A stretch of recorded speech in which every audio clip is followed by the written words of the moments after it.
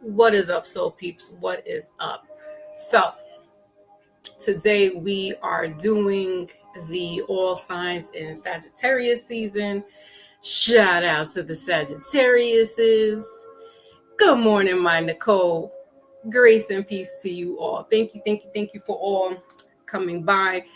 Don't forget to hit that like button as you are coming in because it keeps the algorithm going. All right. So, and happy Thanksgiving to all those that are celebrating and all those that are not. Just be thankful that you are here today, right? We get caught up in we're not celebrating this holiday. I know, guys, I was there with y'all. I'm still there. But you know what?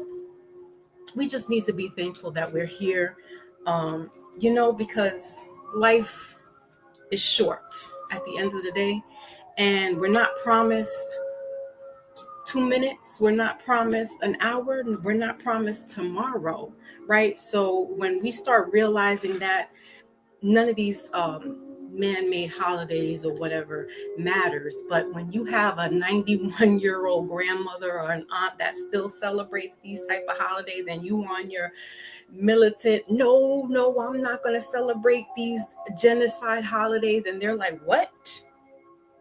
Yeah, okay. They're not trying to hear that. Okay. So to appease them, you show up. You go sit your ass in the corner and you go eat your greens, beans, tomatoes, potatoes. My Lotus is in the building. Salute Grand Rising. Wally's in the building. Salute happy Sagittarius season to Wally. All right. So really quickly, we're going to do a quick introduction of what's going on right now, because we do have some planets that are still in retrograde. We have Mercury that's in retrograde right now. Mercury gets a bad rap, yes, because it is about the planet of communication. It sucks. But it also is good because it helps us to rethink, redo, reevaluate the things that are happening in our lives right now, the past 3 weeks, right? And it's in the sign of what's Mercury in? Mercury is in the sign of Sagittarius right now. Sagittarius is a fire sign. So let's go over really quickly what are the planets that are in retrograde right now. So there are 4 planets in retrograde plus 1 asteroid, if you count that. Some people count Chiron. Don't shoot the messenger. I'm the messenger. So, we get technical. Disclaimer, I'm not an astronomer, so I don't know, alignments like that. I don't know the natal chart. If you do want to know what your natal chart is, you can go to astrologycafe.com, or there's free natal charts. My moderator extraordinaire, Lotus, can drop some information in the chat of where you can go. But they're free. I have no affiliation with these people online. I just go there. If you know what your time of day you were born, the city that you were born in, you put that into the system, and it will punch up what your moon sign is, what your rising sign is, what your Venus is, right? Because people who do chart reading, they want to know what your major 3 is, what your major 4 is. So that would be your sun, your moon, your rising, your Venus. Venus is the planet of love. I'll get into that in just a second, but let's just go into what's retrograding right now. Retrograding is the planets that appear to be moving backwards, but that's not true because planets don't move backward. It's just the energy that's staying still while we move forward. And that's the time for us to redo some things, rethink some things. Sometimes people can come back from the past. Those are lessons that we need to learn of what's been going on, why things didn't work out, or maybe they should just be laid dormant. My understanding is that hold on a second, guys. My understanding is that from the 24th to the 29th, there will be a Mercury Venus trine in Scorpio, I believe. Again, don't quote me because I'm not an astronomer. That it's going to be bringing some people from the past, either friends or ex-lovers, coming back, creeping through. because these are the people that you haven't been able to, whatever. Bates in the building. What's going on? What's going on? Good to see you. Salute. So, if you are ready for this person to come back into your life, then yes. Thank you, my Lotus. I will put this up on the screen. Then yes, by all means, embrace them coming back into your life, because, there may have been some, you guys, if it ended off on a not so bad terms, and it just was, wrong timing and whatever business happened, things of that nature, and you're willing to, reconnect, then by all means.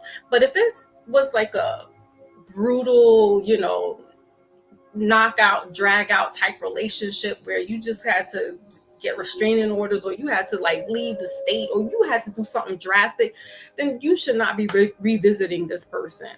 Okay. It don't matter how good the sex was. That's usually what the problem is. Okay.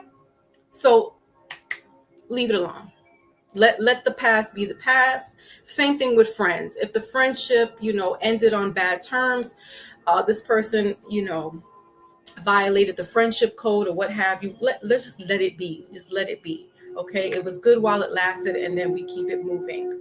All right. So let's go ahead. And so that's that Mercury Venus trine that's happening now until the 29th. And you know what? If it's not on your radar, don't go looking for it. I'm just giving you a heads up that that's something that could be, somebody could be popping up on your social media. They could be, going into the emails, messages, whatever. So Mercury has to do with communication. This is the planet of communication. It also is the planet to deal with technology. So, glitches with your phone, glitches with your laptop, glitches with technology, right? Also has to do with traveling, could have to do with delays in traveling. So this is the high season of, traveling for holiday, right? And so, I don't want to put the monkey in the wrench, but there could be some delays in traveling. I know that, people are making those plans and making those moves. So just be on the lookout with delays. Try to travel ahead of time if you can.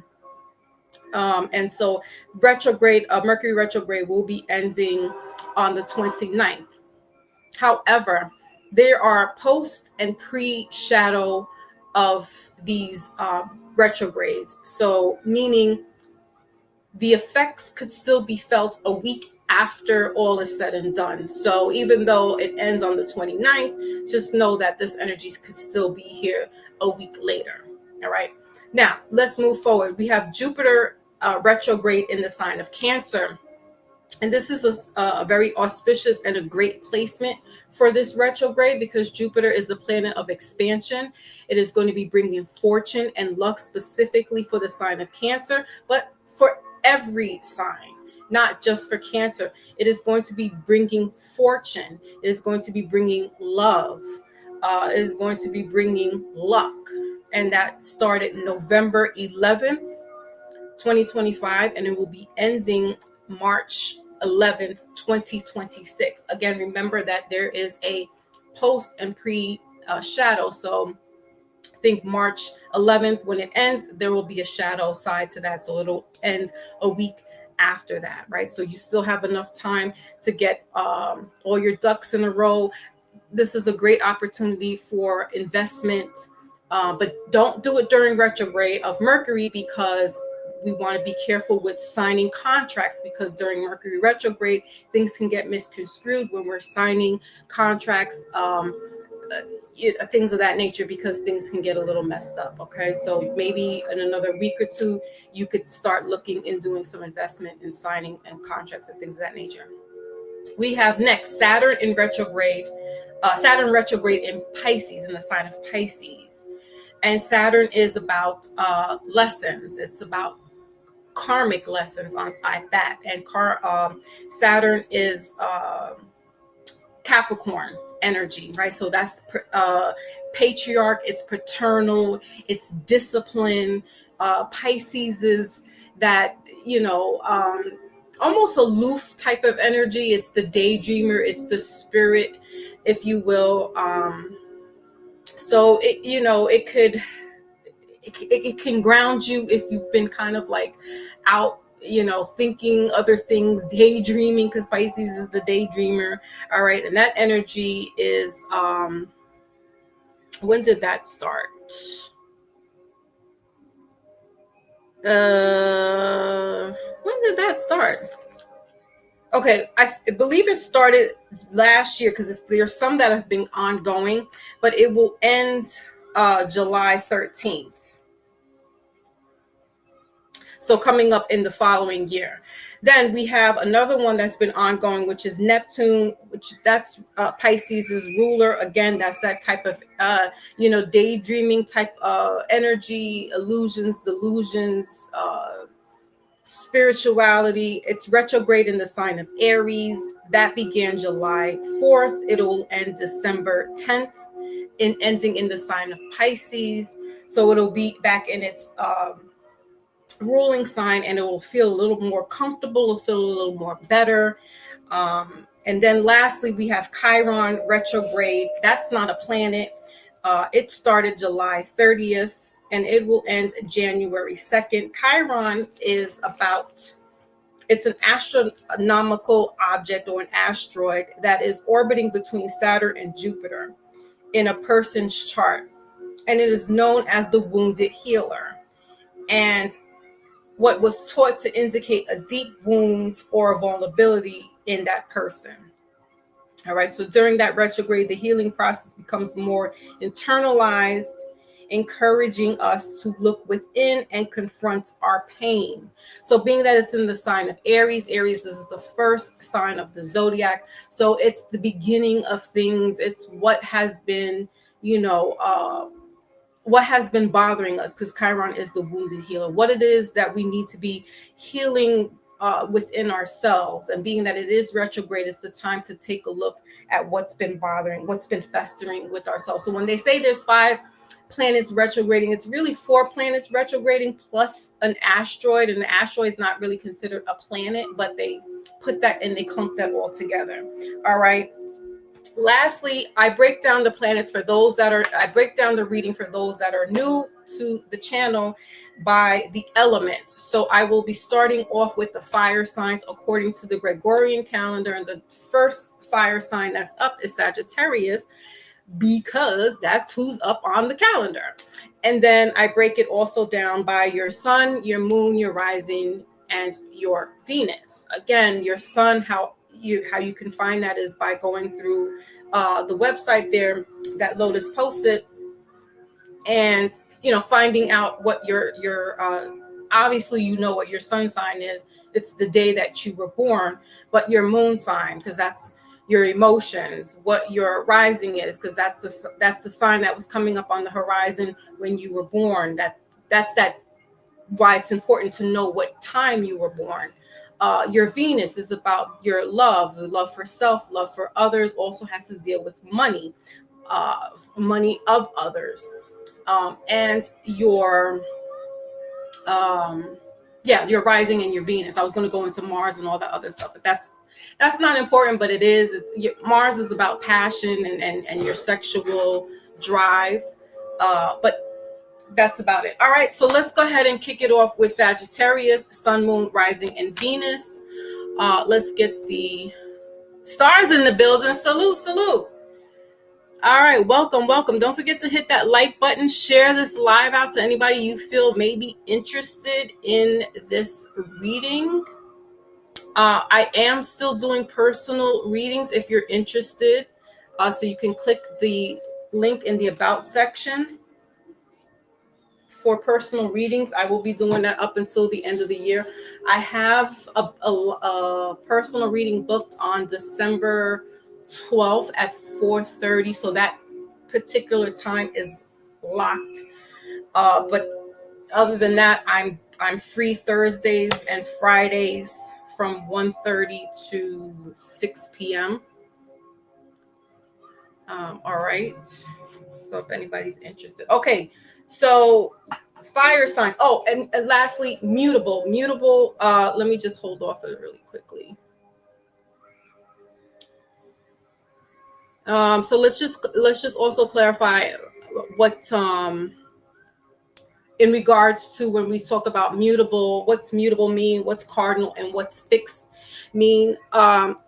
Those are kind of like the aspects of each of the signs here. So the mutables are signs that can fluctuate. They are the signs that can pretty much be flexible to go with or stand their ground, if you will. They're the more lenient of the out of all of the 12 zodiacs. So for the mutable, we have Sagittarius, Gemini, Virgo, and Pisces. Okay, so these signs are the more fluctuating signs, if you will. They go with the flow of things, but they can stand their ground at the same time. Like they can be leaders and be fixed as well. They can be stubborn, but they go with however the flow of however they feel, basically. Now, cardinal signs are the leaders of the group. They're not as flexible because they have to take leadership. They take charge. They start things. They don't necessarily finish them, right? So maybe a mutable or a fixed could probably do that. So Aries would be a cardinal, Capricorn, Libra, and Cancer. And then lastly, the fixed signs, which would be the more stubborn of the group. They are the ones that are a little more grounded. They probably get the job done and finish it. So that would be Leo, Taurus, Aquarius, and Scorpio. Okay, so each element has their own mutable, cardinal, and fixed components. All right, so as I go along, I'll talk a little bit about each of the signs. Some of the signs have a little more, shall I say, spiciness to them. What else? Some of them have a little more indulgence in extracurricular activities. You know, I don't want to throw anybody under the bus, but it is what it is. It's not me saying this. What is up? Lovely is in the building. Salute. Haven't seen you in a minute. Let me know what dates you have available open. Yeah, Wally. I will. Okay. So here we go. All right. So let's go ahead now with Sagittarius. So we're going to see what's and remember, it's a general reading, right? So it's, you know, it is what it is. That's why I say take what is also for your sun sign, what's your moon sign, your Venus, so you can get an idea of everything. I will clarify. We'll also do a romance, and we will get a wisdom oracle for the collective of all the fire, water, air, and earth. But yeah, they're general, right? So just take it how it resonates with you. Yes, it's for the season, but it could be, you know, for the rest of the year. It could be for it's timeless is what I'm trying to say. So you take it how it resonates for you. All right. So Sagittarius, let's see what's kicking up for you guys. Sun, moon, rising, and Venus. I call you guys my little peculiar bunch because, you know, Sagittarius, for me speaking, they're unassuming. I've been seeing that Sagittarius is feisty. I feel, and some people, what I've been reading the chat on people posting about Sagittarius, and maybe this might be the men, not so much the women. They like don't trust the Sagittarius, and I'm like, what? Because my Sagittarius is a saint. My daughter is a saint. She is a saint. But they're like the men. I'm like, oh, okay. All right. So whatever. To each their own. All right. So Sagittarius, you have here material harvest, the 9 of Pentacles. Ooh, I like this because this is about money.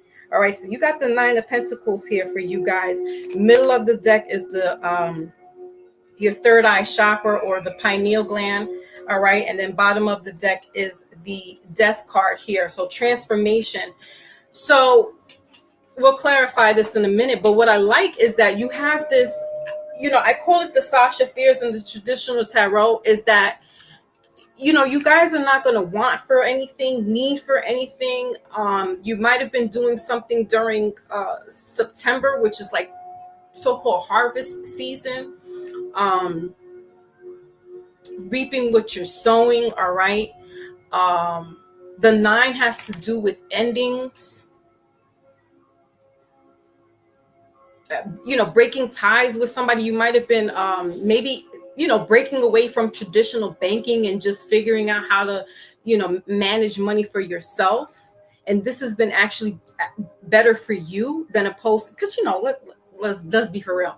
When we're doing banking and stuff, they take out their fees and whatnot. And so when you're doing your own, however, you're reaping the benefits. You have your own interest is collecting on there. Let's clarify a little bit. Let's go a little deeper and see what's going on here, because you do have transformation. So there's some type of transaction happening here, material harvest. All right. Underneath that is the Cancer triumphant. So this is looking good, Sagittarius. I like this. This is definitely about money.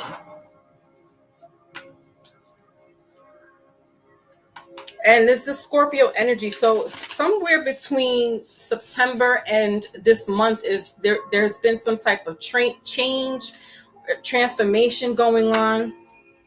Maybe you've been doing some type of investment.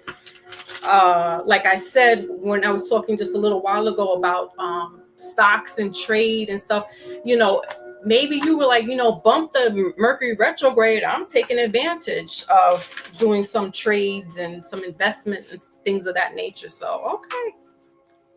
Kudos for you, Sagittarius. I see you guys. All right. So what is this material harvest here? Let's see what's going on here. This could also be some type of inheritance. All right, some family member has passed on something to you. There could have been something in the bank, like what are those that they put in the bank? Oh my gosh, vaults. I don't know. Lotus, help me out. What are those things that they put in the banks that they used to a vault. So somebody could have had, because with this Death card here, it could have been somebody, and then we have these bank pillars or whatever. I don't know. There could have been something there. It may not be like actual physical money or coins, but there could be some type of inheritance there or it could be actual coins where there's some type of, listen, I was looking for some pennies. My grandmother had some pennies that, when she passed away. So, we were cleaning out her stuff.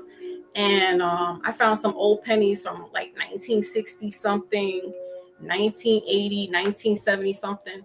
And depending on where it was minted, whether it was Pennsylvania, Denver, and something else, you could see if it says D on there or San Francisco, something like that.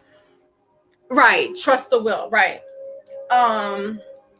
No, but inside the bank, remember it has those little boxes that you get the key and you would go and take them out. I forgot the name of what it's called, but you all know what I'm talking about. But anyway, yeah, there might be some coins in these little vaults and stuff. So look out for that, Sagittarius. There might be something in there like that for you guys. All right. Some old coins or something that's worth values. Because listen, those coins, I was looking them up. You could easily get a couple of $100,000. All right. Seriously. Because look, my guy here has a couple of coins sitting there. All right. So, all right. So what is this material harvest? 6 of Swords here. All right. So, yeah, transfer. Yeah, some kind of account transferable All right, because the Six of Swords is like leaving from some type of tumultuous environment. So maybe you had to with the Knight of Wands and the Six of Cups, or somebody's leaving you something, in their will. So don't try to go bumping anybody off now, Sagittarius. Don't go doing all that. Just letting you know, heads up, But yeah, the six of Swords here with this nine of Pentacles is just letting you know that I feel like you've earned your stripes. Okay, this could be some type of also veteran. If you were a vet, you're getting something you're getting your. You might have been going through some things, Sagittarius. So here's where you're going to be getting back your just dues. Okay, with this Knight of Wands and the Six of Cups here. You've been through some things as this is fire energy with the Six of Cups. Some type of inheritance, family. Okay, so just be on the lookout. You've been doing what you have to do. Okay, you're probably a reliable person, which you are, Sagittarius. You can be dependable. All right, you are good with money, and you do know how to flip things. So I feel like that's what you're probably doing, taking something from nothing and making it work. Okay. And yeah, it's an arduous road. You may have to be doing this by yourself, but you guys are loners anyway, Sagittarius. You like to take the high road and go do your thing any old way. So, all right, let's see what's going on in the love department. Let's all move on to the love department. Could be dealing with an air sign, Libra, Gemini, or Aquarius.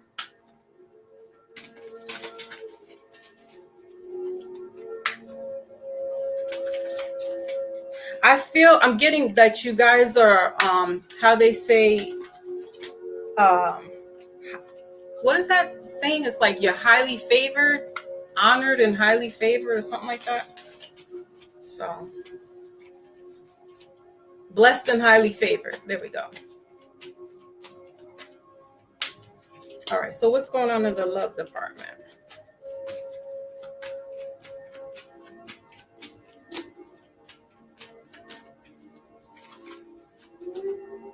Whoa, you got romantic feelings. Your feelings are real and worth exploring. Okay. All right. Give your relationship a chance. Middle of the deck, bottom of the deck, it says it is safe to love. All right. I don't you might have been questioning something about somebody. Okay. It is safe to love. Give it a chance. Explore some feelings here. Maybe you have been exploring. What else? And you just, like, it could be that they're at a distance, or they've been acting distant towards you. So you're just like, I don't know. But let's just clarify here. It says, be willing to express your love. Again, express love to feel love. Wait, express love to receive love. Excuse me. Yeah, they might be, I don't know if this is you, Sagittarius, or if this is them, but you may be feeling distant, or they may be feeling distant, or y'all live at a distance. All right. But just know that it's cool. You guys are cool. It's cool. Express yourself.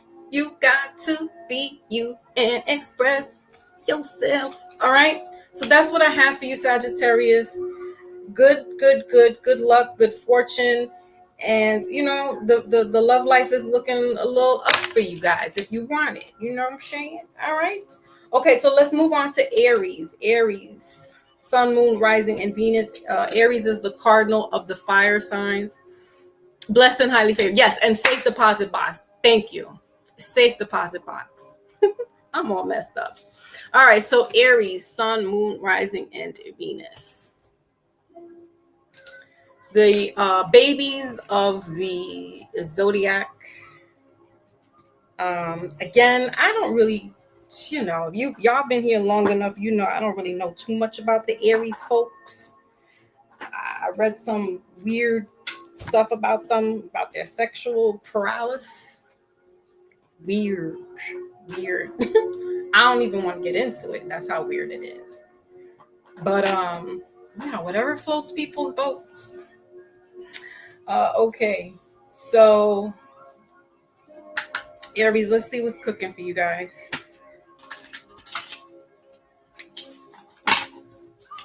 Okay, Sun, Moon, Rising, and Venus. Okay, so we got victory and success here. The Fool card energy. So Aquarian energy. All right, so beginning. So this is fitting for you guys because this is a start. We got obstacles and change or challenges, excuse me. Number 5 here, middle of the deck. And bottom of the deck is the Wheel of Fortune. Wow. Let me find out Sagittarius is bringing us some luck this season. I like it. Bringing us that fire, that money coming through. I like that. All right, so the 6 of Wands also is that victory. Okay, so left in the shadows again. No, you're not. Listen, Wally, you getting that money. That's what's important right now. I'm worried about being in the shadows. You're about to go flip this script. Go check out that safe deposit box. Yeah, so Aries,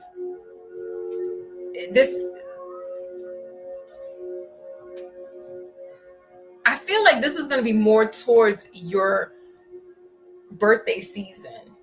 So yeah, it's Sagittarius season, and this is your fellow brethren, but only because this is like everything is like a new beginning, and that's only a couple of months, but there's something that it's in the works for you.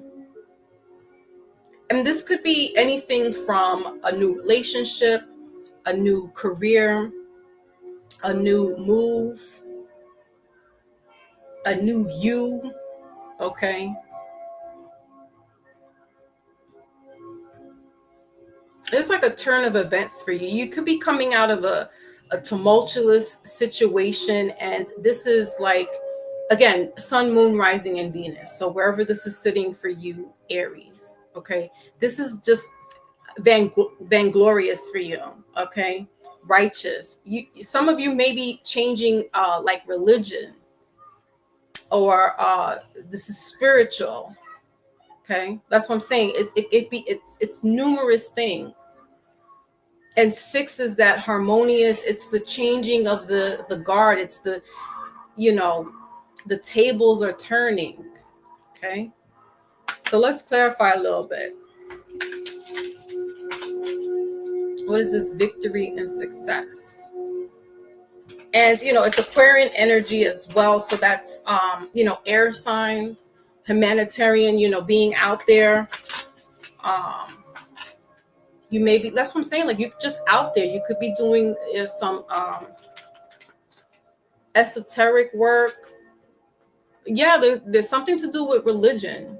Okay, maybe wanting to be a monk, going out there. That's what I'm saying. You could just be up and leaving and just going. Listen, eventually that's my bucket list. I'm gonna be a monk, and I'm going to Tibet when I'm like 60, 70. I promise. Well, I promise. I hope to do that one day. Just up and leave. Like I'm gonna be a monk one day. Just isolate, hermit mode. As long as my kids are good and they're living their lives and things are all right, yeah, I'm gonna be a monk. Just have my spiritual moment. All right, so let's see. What's victory and success here?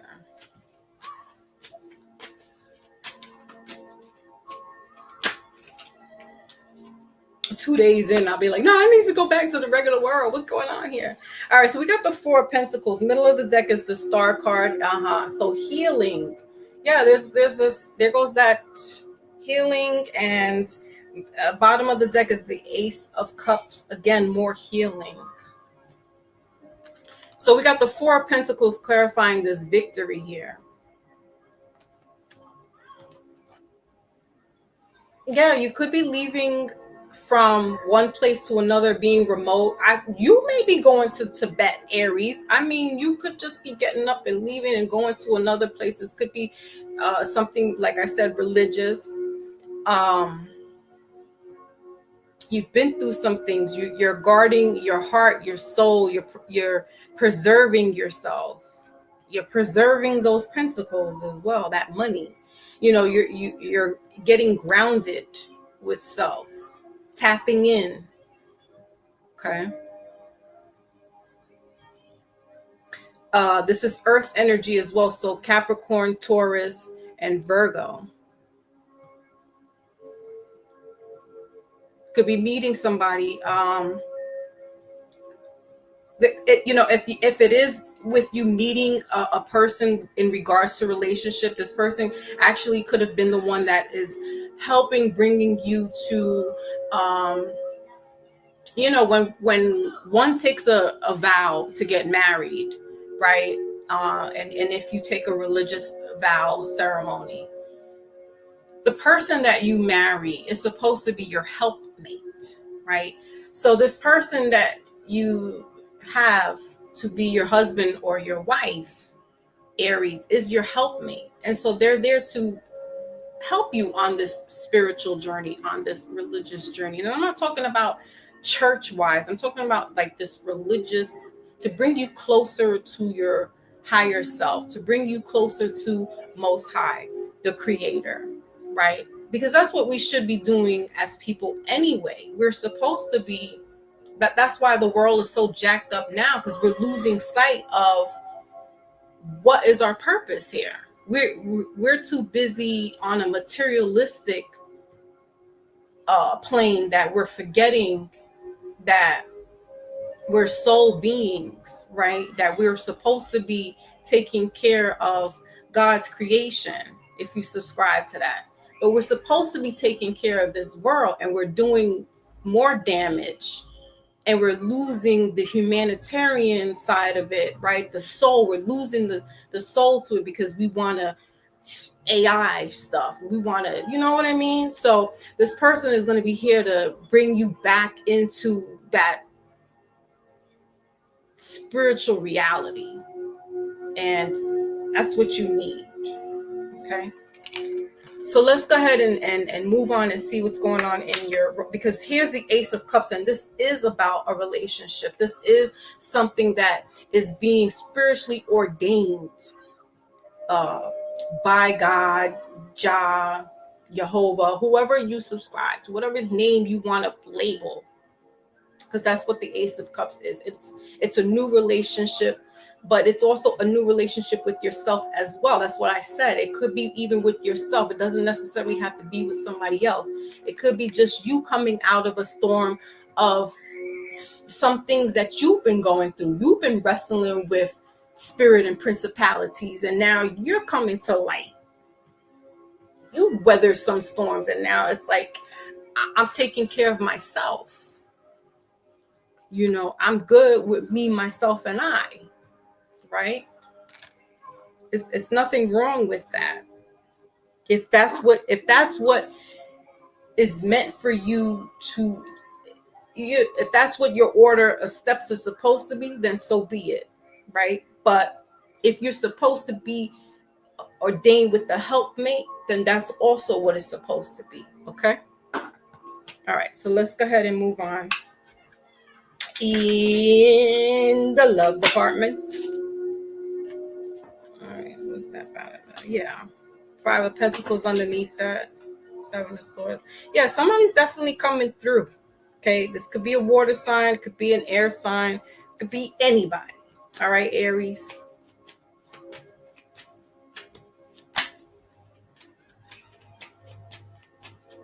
Just know that They're being sent from up above. All right, we got dreams do come true. Have faith. Have faith. Your rainbow will come smiling through. Look at that. And what is a rainbow, y'all? What is a rainbow in the Bible? All right, it says let go of control issues in reverse. Middle of the deck, bottom of the deck says your love language is affirmations. Okay, loving words hold great power. Right, somebody's speaking life back into you, Aries. Somebody may be saying some proverbs and some psalms and bringing that life back into you. Maybe you need to hear the word. All right, or quoting what is it, surah. All right, like, woo, good for you, Aries. I like it. I like it. Okay, so that is your message. That is your message for Sagittarius season. Things are looking on the up and up for you guys. There's some passion going on. There's some mythical stuff going on. I mean, you might have been just daydreaming about somebody and then boom, manifesting things. Things are just happening really quickly for you. You know, on that spiritual world, you're doing some stuff that is just, all right, never mind, Aries, because, you know, y'all a little freaky deaky, and I'm just like, leave you guys alone. All right. Leo, thank you. A rainbow is a sign of the reminder, yes, of the promise of the Most High. Thank you. Okay. So let's move on to Leo. Leo is one of my favorite signs. You'll hear me say some of the favorite signs and in no particular order, except Pisces is number one for me. I have 5 favorite signs. Leo is fixed of the fire sign, excuse me. And Leo is sun. Leo represents the sun of the zodiac. So you can't compete with the sun. Maybe the moon might try to block out, which would be Cancer, but you can't compete with the sun. So Leo's got the shine. Leo, like Cancer, like Taurus, like Capricorn, like Pisces, those signs are really they from observation, really, like you could they really wear their heart on their sleeves, and it's almost like an Achilles heel, because they'll do for others, and then it's like they wear themselves thin doing for others, and then it's just like when it doesn't get reciprocated, it's like, whoa, you know. But it's hard because you can't tell these people like not to look for things in return, but at the same time, it's like these people unconsciously, it's like unconditionally, they will just do and help and love and pour themselves into others, and then it's like this shit doesn't get returned back, and then they get mad, and it's just like, so I don't know. But anyway, moving along, that's what it is. Leo. Okay, sun, moon, rising, and Venus for Leos. The sun is shining, the weather is sweet. All right, so we got, what did I just say? Heartache and loss, the 3 of swords here. Betrayal, this could be in a relationship, this could be in a friendship, right? Heartache and loss. Middle of the deck is financial and material changes. And bottom of the deck is movement, choices, and decision. This could have to do with a divorce, something financial, all right, alimony. Leo, and y'all Leos, you know, they're bosses too. Capricorns and Tauruses are notorious, and Cancers are notorious bosses. If you look like in the zodiacs, who are like known people, like who would be the go-getters in financial aspects, I would say Leos as well. I would definitely put Leos in that box. But mess around with the Leos' money, because they do give unconditionally. But Leos are, I don't know, especially the Leo women. I don't know too much about Leo men, but the Leo women they're beautiful women. They're givers. You know, they will help. So they cannot no more. But you mess around with their money, and it's like, because they like nice things. They really like nice things. So it's like, don't play around with their money. Because those women are sharp dressers. Okay. They like to be out there to the nines. All right. So we got heartache and loss. Let's see what's going on. What is this heartache and loss?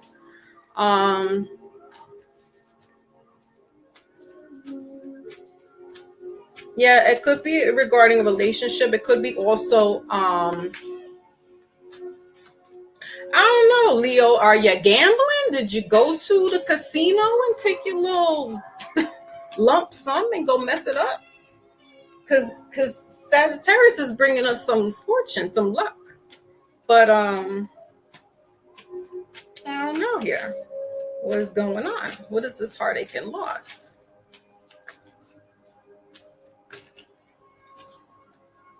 Ooh, 4 of Swords. With the Queen of Pentacles. Middle of the deck. Bottom of the deck is the Ace of Cups again. All right, so clarifying, this is the 4 of Swords. So there's air energy here. Aquarius, Gemini, and Libra. All right, so this is a relationship. Maybe not so much about money, but you may have to pay somebody off some alimony or something like that, or sacrifice some things here. Yeah, prosperity begins. Ace of Pentacles. In order for you to be happy, you have to. Leo, I could see you paying somebody or be like, here, just take this money, get the hell out of my face. I get it. Be like, here's $1 million. Just get the hell out of my face. You know, and then just taking the time to regroup and just taking this time to regroup. This is your time to heal. All right. With this Ace of Cups here, bottom of the deck, and that 4 of Swords there, it is time for you to heal. So during this Sagittarius season, that's what you'll be doing. All right. Maybe doing some retreats, or if you can. Here underneath that is the 5 of Cups. So you could also maybe look into holistic, there's like tonics and tinctures that can help with like calming your nerves and, because this can cause anxiety and stress and, any type of separation or loss, divorce, things of that nature. Obviously this is going to cause some type of distress. So yeah, you may want to look into some natural remedies to help you while you're going along this process. Dare we look into the romance? Jeez, let's move forward. This definitely could have been an air sign. Libra, Aquarius, or Gemini. Okay. It may have to do, now it could have been that they were the ones doing the gambling. So you were like, listen, we're losing our money. Yeah, so that could have been it too. And you had to split hairs, like, listen, we gotta go. You gotta go. Because it's an addiction, gambling, like porn, like drugs, like alcohol. That's an addiction. And it's just, some people just cannot deal with it. So all right, so we have here life partner, and it came out in reverse.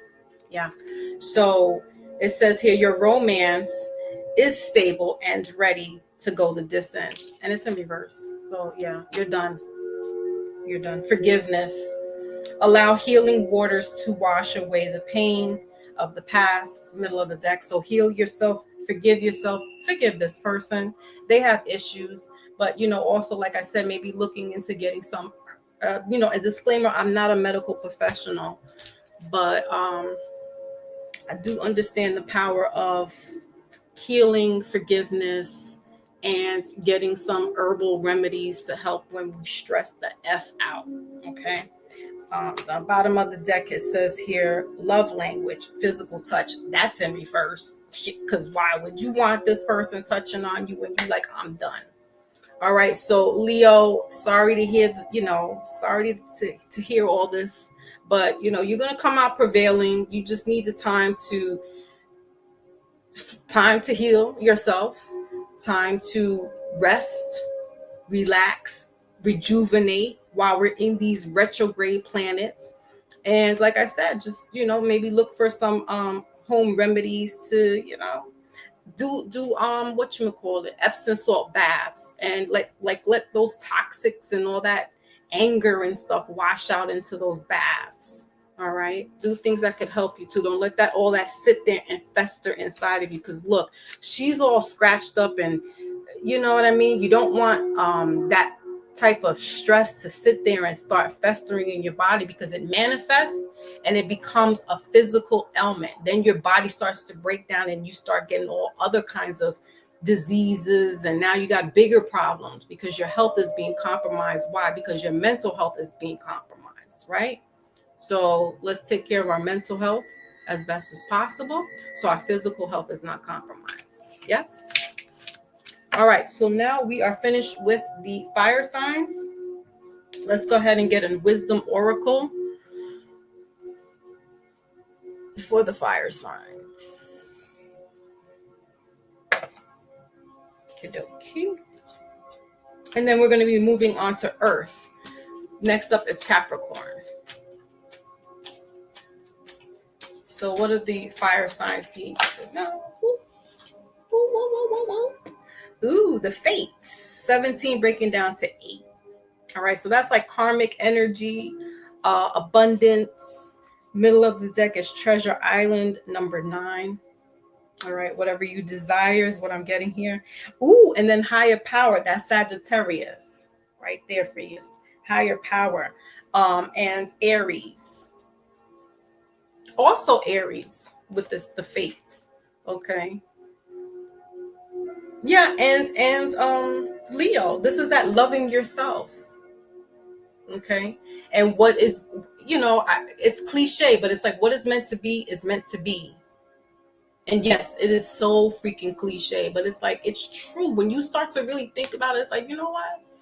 Actually, it is.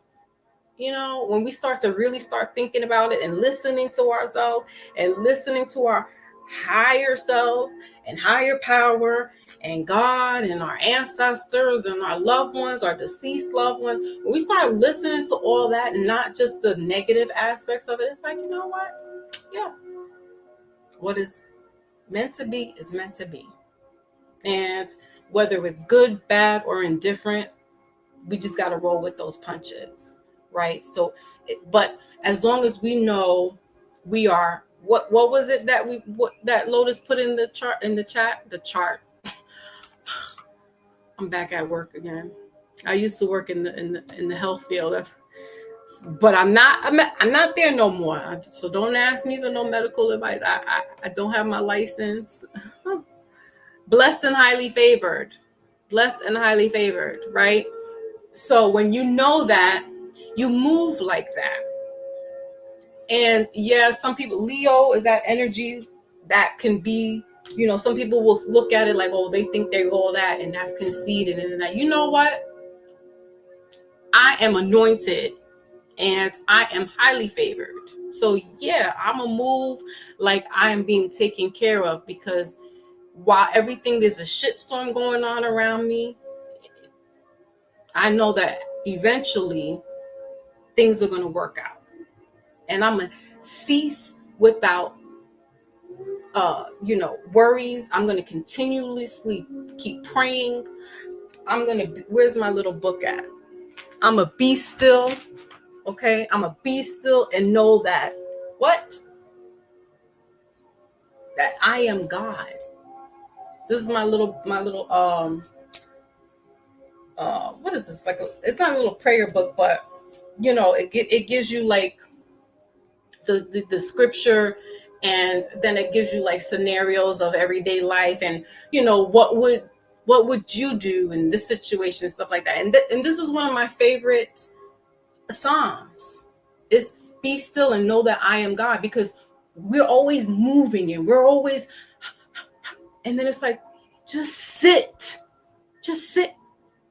and be quiet with nothing around you, not even hearing your own voice, and letting God come to you, letting Most High come to you, letting your spirit guides, your ancestors, your spirit team come to you and talk to you, and then getting those answers, and then making those moves, right?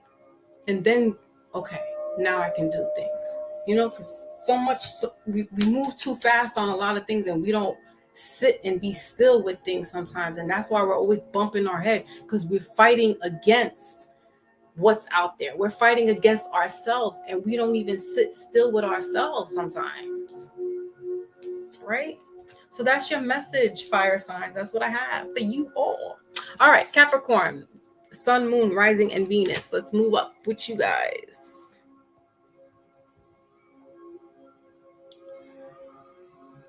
So, and no, by no means, I'm not a Bible thumper, but I was, like most of us, was raised in the church. I know a few little scriptures here and there. And I do pray. I pray every day. I pray for my friends, my family. Well, how do you do that and you doing the cards? Listen,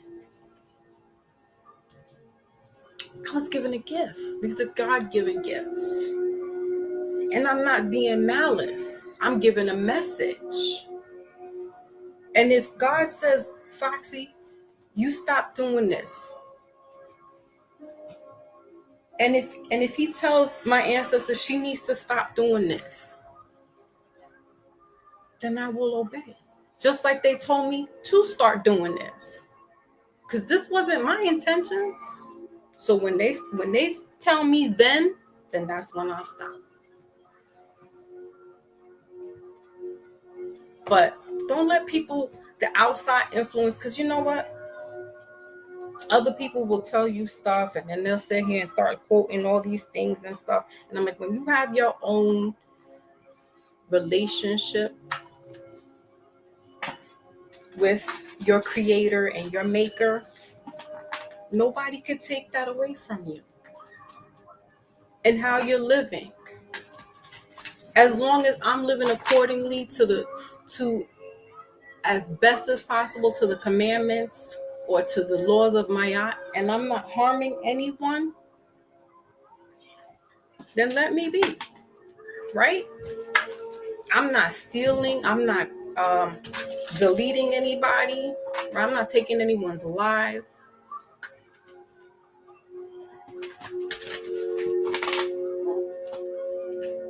I try to live as righteous as possible, but I'm human, so I will make humanly mistakes. But at the end of the day, as long as I'm not harming anyone, then me doing these little things, it is what it is. Yeah, our gifts come from the Most High. And it's about your intentions. Exactly, Lotus. So if I put bad intentions out there, guess what? Bad intentions is coming back to me. That's why I tell people I don't do spell work. Not to say that people who do spell work is bad.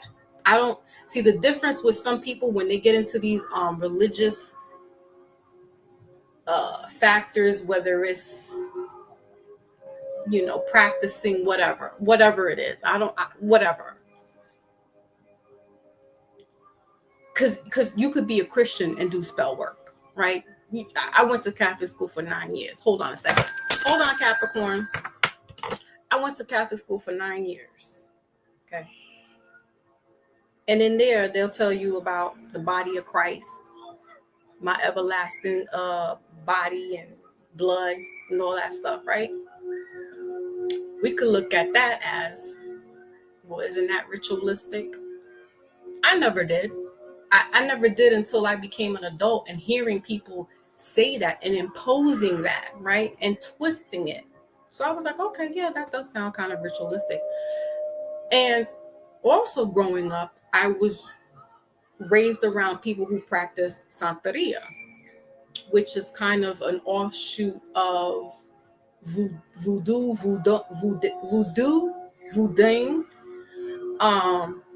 where, yeah, they do spell casting and things of that nature, which that also seemed a little scary, because the people around me was like, no, you can't see this, no, you can't do that, no, you can't, so I was coming from both sides. That was just like, but in the Christian side, meaning growing up, because there's Catholicism, then there's Christianity, which is an offshoot of Catholicism, which is the Catholics, which is the priest, right? And then you have Santeria, hoodoo, voodoo, right? Ifa. I didn't feel weirded out by my being a Methodist, but the Catholics made me feel a certain kind of way, and being around people who practice Santeria made me feel a kind of way. So that's why I stay right in my lane and continue with being a Methodist, because there were no saints to pray to. There was no statue of Jesus on our cross. There was just a cross. There were no orishas or any of that stuff.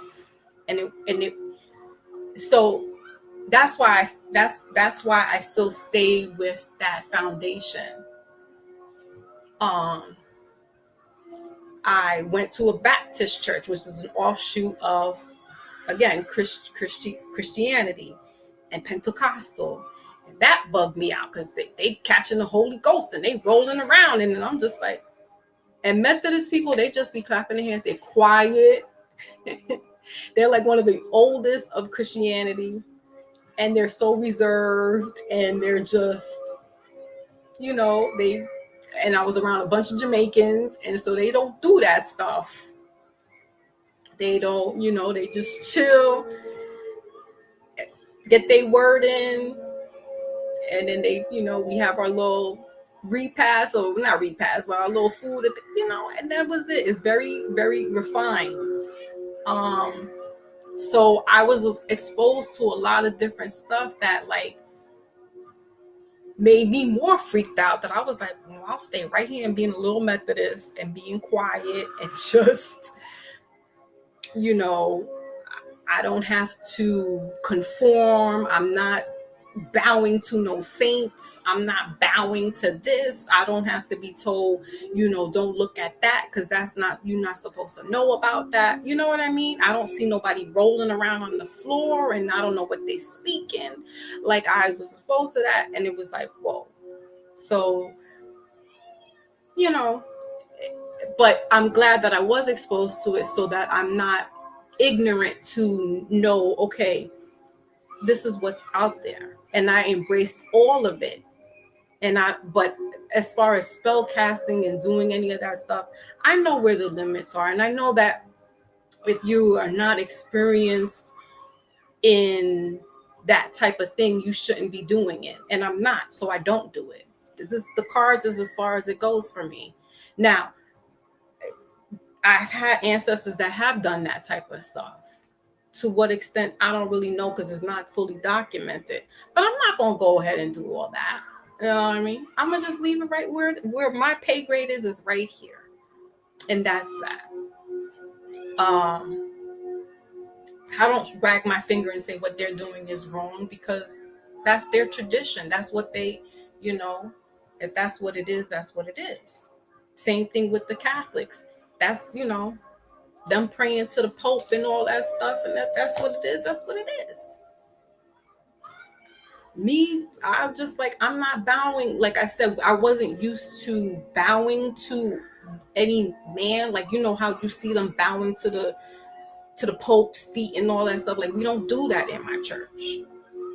Like, it just, so it was like, I'm always never going to bow to like that person. I bowed my head to God. That's it. You know what I mean? Like, that's why I'm like, I got that connection. But anyway, I digress. So where were we, Capricorn? Speaking of fathers, Capricorn is the patriarch of the zodiac. They are Saturn ruled. I hope I wasn't too long-winded. I know I kind of threw some people off, but we have to put that disclaimer out there. Lotus. Yeah, our gifts are most high. People of churches too rich well, yeah. So don't judge me. Yeah. But they'll come and attack me and be like, oh, but you doing this and doing that, and it's just like, you know what? Anywho. And it'd be the most religious people that be going to church and things like that, and they just be out here sinning. Like, at least whatever. I own up to this shit. If you want to be an adulteress, be an adulteress. Don't sit here and be quoting scriptures and be like, no, I ain't do that. It's like, what? All right, Capricorn. So you guys are the cardinals of the earth signs, the bosses, the goats. You do know how to get that money, honey. And again, the patriarchs of the group. Know how to save money, know how to get money. Can be a little rigid, can be a little possessive, aggressive. But good people overall. You mean well. And I say that fairly. All right, so you have here the universe, the world card. I think this is your card here. It's the universe. Is that your card? This is your card here, the universe. So I like that for you because, this is the major arcana here. And then you have spiritual strength, middle of the deck. Bottom of the deck is this deception and envy. Now, look, I don't know who I'm speaking to, which Capricorn I'm speaking to, but I probably spoke some prophecy over you. Maybe you're going through some type of attack or something. Some people may be, jealous of how you're moving. Maybe, you're going through some spiritual or religious moves. You're coming through, you know what I mean? Like, because we got spiritual strength here, and then we got deception and envy. Okay, universe. You're blessed and highly favored. And some people, the ones that are anointed, the ones that shine, the minions can see that. And they get so jealous of those. Let's see if that is the Capricorn. They get so jealous of the ones that shine that they just it seeps out of their pores. They start to talk about people. They start to just sit there and just giving the evil eye. All right, so Capricorn,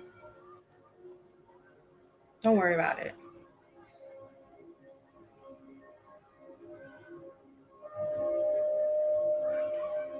Let me see if that's your sign. Hold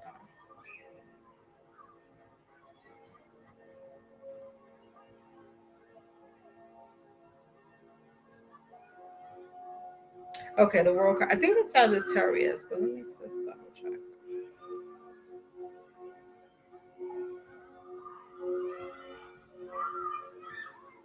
But anyway,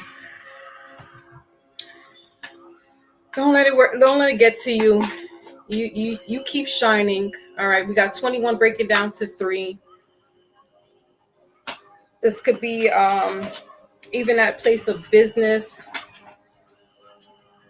just anywhere you go, they're just jealous. Okay, but you hold your head up high. And Capricorns, you all don't let you guys are not the ones to really let people, if they're jealous of you anyway, you just don't even let it. It goes off one shoulder, like it just falls right off anyway. So I don't really see y'all getting too upset about this, but just letting you know, it's in the midst. These people are in your midst with this deception and envy here. What else? New beginnings. Heavy Aquarian energy. Okay, there's an Aquarius around. That's definitely got some type of jealousy for you. And maybe not even so much jealousy. I feel like, sometimes people, it may look jealous, but it's just like there's this admiration, but the admiration looks like it's jealousy. They just don't know how to figure out, damn, how does Capricorn do it? They're just like in so much awe of you that they don't know how you do it. And so it might be a little green eye bandit. It's borderline.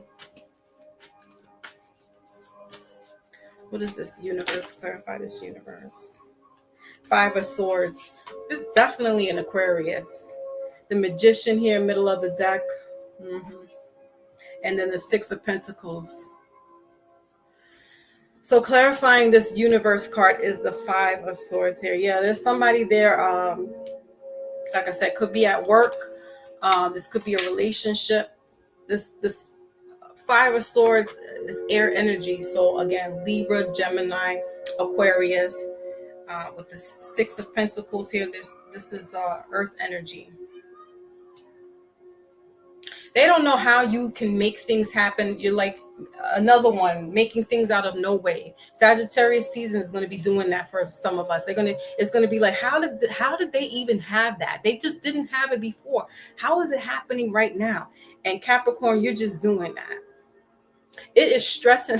It is pressing somebody. It is stressing somebody out right now. If you are a female Capricorn, it is a man Aquarius or a man Gemini. This is the same person. Like, look, he is stressed the F out, man. He is getting migraines. He is really trying to, like, be careful. Wear some kind of crystals or something, because he's really trying to like shoot like telepathic darts. Like, I wish Capricorn would just slip and fall down. Like stupid stuff. I wish Capricorn would be sent to the Arctic so they can never come back and finish this job, this project. They can never get this, like stupid shit. Like just stupid thing. Remember that episode? I don't know if y'all ever watched Twilight Zone. There's this one episode where this little boy, he's such a bad little boy, and he wishes things that he doesn't like or anybody that messes with him, he wishes them away into the cornfield. And he'll say, "You're a bad man. You're a very bad man. And I wish you went to the cornfield." And look, this person is all the way in the back. I don't know, but whatever. Who cares? Capricorn, you keep shining, because whatever. But just, put some kind of amethyst wear around you for the next couple of weeks. Just be mindful. Or just return to sender. You may even feel it, because you may be feeling like some type of headache. If you're feeling that, that's a psychic attack. All right. If you're feeling some type of headache, that's a psychic attack. If it's coming out of nowhere and you usually don't get those kind of things, that's somebody trying to like All right. So somebody's trying to like mess with your auric field. All right. Or if you don't get amethyst, just get a clear quartz. Or Lotus could put something in the chat too to just say, put something clear to help. Because, yeah, somebody's got the little green eye. 5 of Swords, 7 of Swords. Very deceptive. Yeah, just talking about you behind your back. Backstabbers. This could be an ex. And remember I had said in the beginning of this live that between now and the 29th, there's a Mercury and a Venus. I think it's a conjunct or a trine. I'm not 100% sure, but they're meeting up. And this could be bringing back ex-lovers, ex-friends. All right. So be mindful about that, because this person could have been a headache to you. And it's like they pop up on the scene and you're just like, so if this is a Gemini, Aquarius, or a Libra, that's the person. All right. So let's see in the love department, shall we? Jeez.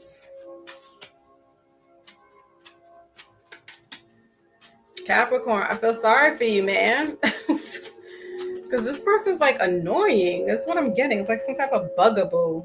All right, we got natural evolution. Let the situation unfold naturally in reverse. Yeah, this is somebody that's like, it didn't work out. We got love language, acts of service. Actions speak louder than words. Yeah, see, they're all up in your ear. This is somebody that was just annoying for you, Capricorn. We got reaching out here, bottom of the deck. Expect a call or a text from this person of interest. They could have been just always calling you, or, the air signs, not for nothing, y'all. And, Libras and Aquariuses, y'all my peoples. But y'all, Libras is just weird. I love me some Libras. But, like, it's like, would y'all say, and Scorpios. The Scorpios, men, Libras, like, would y'all say what the fuck you gonna say? Say it, damn it. And so, yeah, Capricorn, this person, I don't know. I get like they might have been a bugaboo with you. It's just like, listen, this is why it just didn't work out. Like, and I don't know how that works with Capricorn, because that's Earth energy. But whatever, you know what to do, Capricorn. What you did the last time and why they're not in your life this time. You know what to do this time around, because it's I feel like they're just going to try to see what's going on with you. And they may just be trying to, get in contact with you. The one that caused you the headaches, that's the one. So, just be on the lookout, Capricorn. All right. So let's move on to Taurus. Sun, Moon, Rising, and Venus.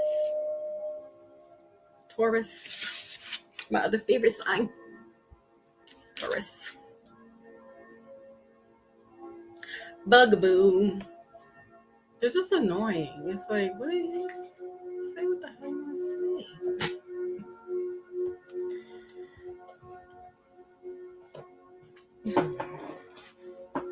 say. Maybe you're the one, Capricorn. Are you the one that's annoying, Capricorn?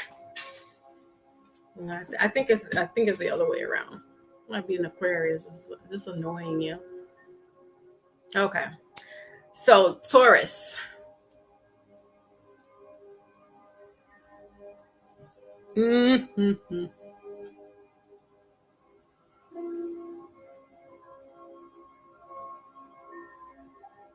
Oh man, listen, no, we don't want none of them. Okay, so Lotus also puts for Capricorn, she said clear quartz, black onyx, black tourmaline are good crystals to use for protection. Okay. Yeah, the two dudes with and they both like, holding their heads, trying to do something. Like, what? They're trying to be soulmates. They think they're your soulmate, but they're like, Capricorn's like, no, you think you were my soulmate, but nah. Okay, Taurus, what do we have here for you guys for Sagittarius season?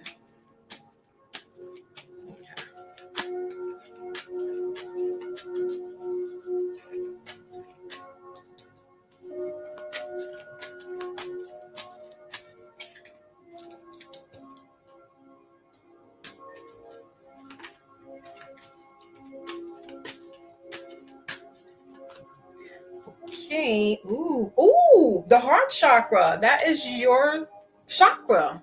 The heart chakra. All right. So chakras, we've talked about this.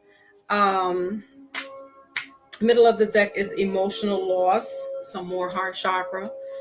Okay, that's cup water energy, and bottom of the deck is the strength card, Leo energy. All right. So the chakras are the energy that's within us. There's 7 chakras that are within us. There's more than that, but the 7 main chakras are in us, and the heart chakra, Taurus is ruled by. So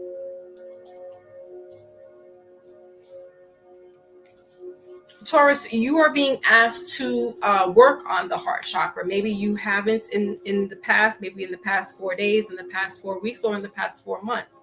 And now is the time for you to be doing that. I know I did a short Monday, and it was talking about heart health.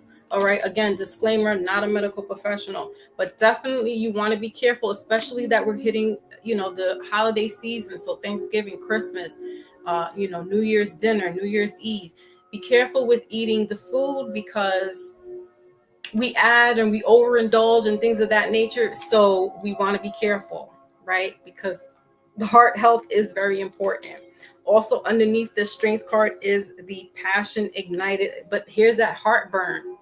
All right. So just, take your medicine if you are on medication. If you're taking some type of, indigestion medication, take that. But definitely stick to your regimen. Please try not to overindulge if you can. I know the food is good, but pace yourself. All right. So definitely work on that heart chakra, though, because it's going to open up. This is that unconditional love. And Tauruses, you are like that. This is why I love you. You guys, your heart is on your sleeve. You are the muscle of the team. You do have this big heart. And sometimes it gets overlooked because people just always think, yeah, Taurus is dependable. Taurus is going to do it. And it's like, Taurus gets tired. And no one's looking when Taurus is down. It's like, what happened, Taurus? And it's like, oh, I'm tired. Like, did you not just see me, do all this work? And then it goes unnoticed. So this, time around is just make sure you take care of yourself. Don't overwork yourself, Taurus. And, if you have been being a little Scrooge, being a bah humbug right now, try to open up that heart. The Grinch who stole Christmas, and his heart had to grow 3 times stronger. This is that time. Okay. Sometimes people need these seasons to help them expand their love for one another. Other times, I don't need these days, these little holidays to do that. I love every day. Every day we should be doing that. But sometimes you need an extra boost, then so be it. All right, we're going to clarify, what is this heart chakra? The number 4 also is the Cancer, the 4th house, and that's ruled by Cancer. So, that's also that mother love, that dependable sign, the sign also that gets overlooked, because Cancer does that too. The doer bear that gets things done and will get overlooked because Cancer always does everything, especially the women. So, all right, let's see what's going on here with this heart chakra. All right, 9 of Cups, water, as I said, Cancer, water energy here. So, and bottom of the deck is the Tower. So more energy, more water sign, Scorpio. All right, so we have here the 9 of Cups, a Shun energy here. So Yeah, you may need to just open up a little bit more, Taurus. You could just be feeling a little closed off right now, but during this Sagittarius season, it's asking you to open up your heart a little bit more. You be careful because you may be having some type of issue with your heart that may have you, uh, God forbid, have open heart surgery. So please, please, please, please, please be careful. Okay. The Nine of Cups is also about having like this wish fulfillment, but also gluttony. So again, during this time, this season of, indulgence and eating and happiness and things like that, you want to be careful about, what you're eating, what you're consuming, what you're drinking, right? The Nine of Cups, you don't want to be drinking too much and then over consume alcohol here. The Tower card is things, it's endings, right? Something coming down really fast. And yeah, maybe it is, you've had your heart, you've been kind of ice cold for a while, and now it's something is, and it could be right now, it could be this holiday season that it's just like, you know what, it's breaking the ice and you coming out of this cocoon. Because look, this is water coming out of this cocoon, breaking the ice. What happens when ice melts? It becomes water, right? So breaking the ice. Maybe you need to break the ice with some family members. Maybe you need to break the ice with some friends. You might be the one that's circling the block and calling somebody when everybody's like, no, don't do the Mercury retrograde return. You might be the ex that's calling somebody. But oh gosh, Taurus. But you may need to break the ice, have a heart-to-heart conversation with some people, talk to some people, get real, get open, get to talking. All right. Show your authentic self, show your truth, your hidden side, because you are the bull. You hide all that in because you're machismo. No one lets you, don't let anyone see you sweat. But you can't let that happen too much because people won't understand what's going on, Taurus. Okay, so let's move on to your romance. You have the heart of gold. You have the heart of gold, Taurus. Because look, there's a treasure box here full of gold. You have the heart of gold. You do. Okay, my Miss Sharon. Okay, so let's see what else is here for the romance. Taurus, you could be dealing with a water sign. Not Capricorn, Cancer, Scorpio, or a Pisces.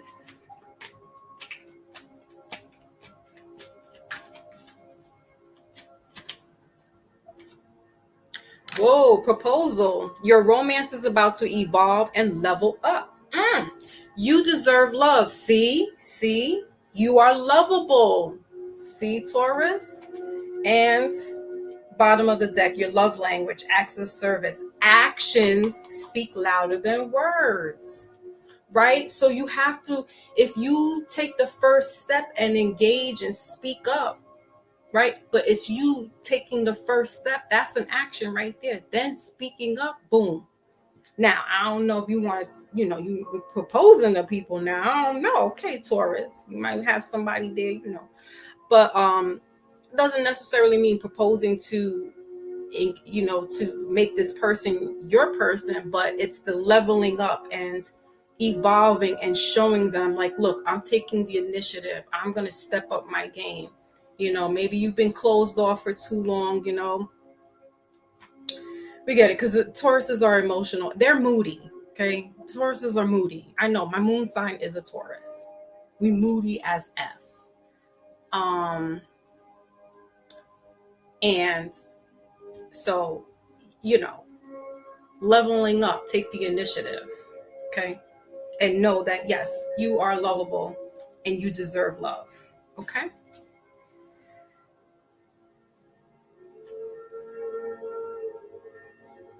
I totally missed an oracle and I am so sorry, y'all. Okay. but that's fine. We'll keep it moving because we're like going behind time. Okay, so next up is a Virgo. So that's your message, Taurus. That is your message for Sagittarius season. Okay, so Virgo, Sun, Moon, Rising, and Venus. The holidays. Yeah.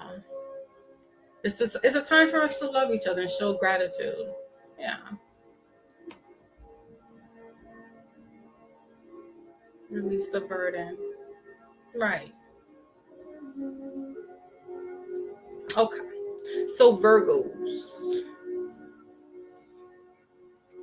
Get your message here.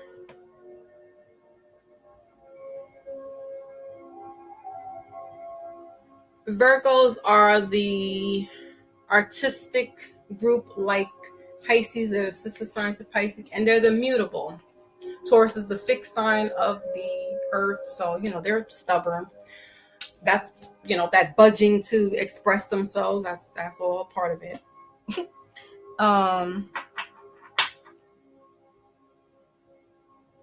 And so so Virgo is the mutable, going with the flow of things.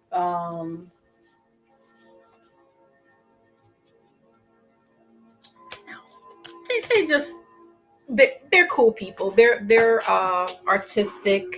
That's what I can say, and that's it. I don't got too much to say about Virgo. They could be a little weird, but that's because they are arty. My mother is a Virgo. They're cool. Cool. All right, so Virgo, let's see what we got here for you for Sagittarius season.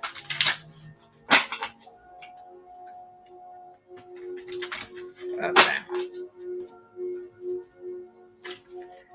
So Virgo, Sun, Moon, Rising, and Venus. Virgo. All right, so you guys have trapped in fear. Okay.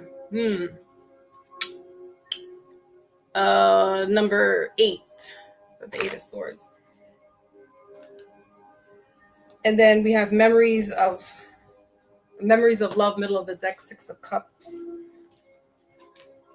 Bottom of the deck is partnerships. Okay, what's going on? Partnerships and alliances. Okay, so this could be dealing with a relationship. Okay, we got partnership and alliances here.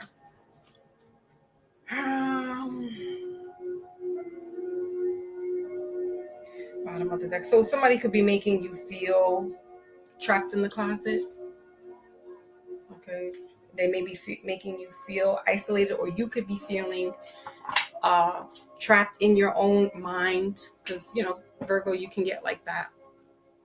You could be feeling trapped and isolated, and having this fear in your head about a person or about a relationship, about a situation.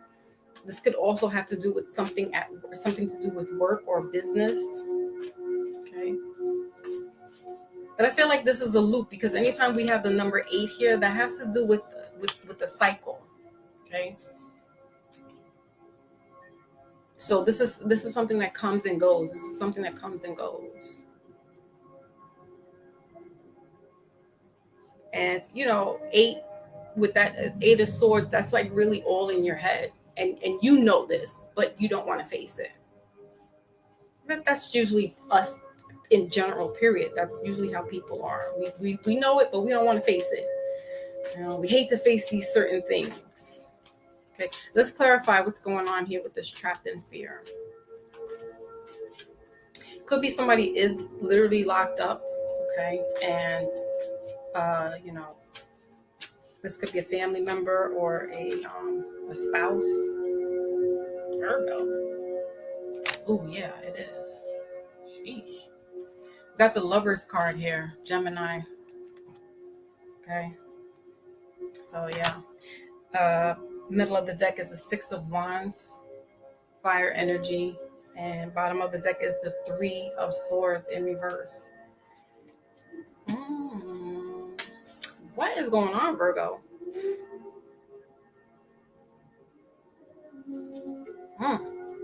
show, ow, this just turned sideways.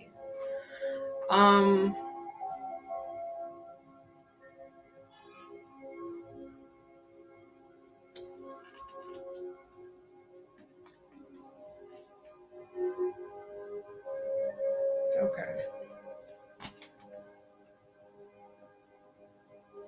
This is a real heavy reading for Virgo, but I just,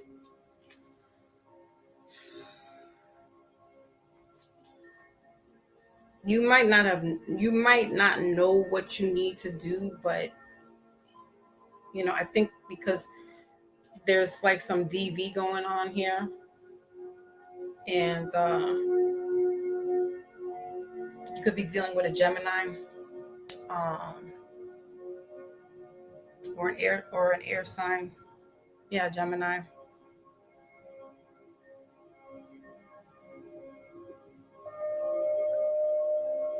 So you may have to report them. Yeah. And that's why that's where the trapped in fear is. Okay, but there's resources, Virgo, and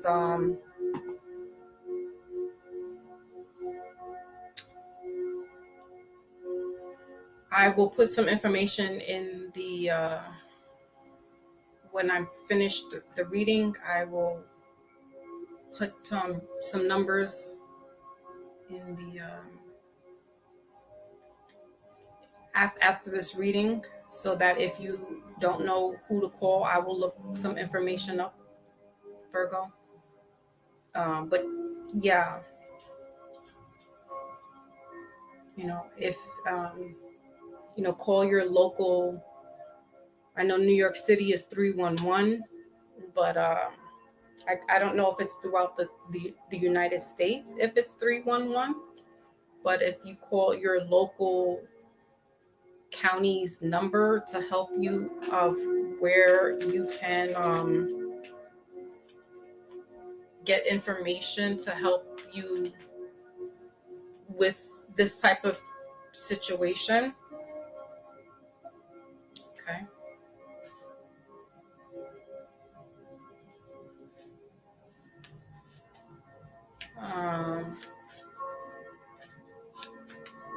Okay. For others, there's some Virgos that may feel like you're not enough to your partner. Okay. You feel like the connection's not strong enough.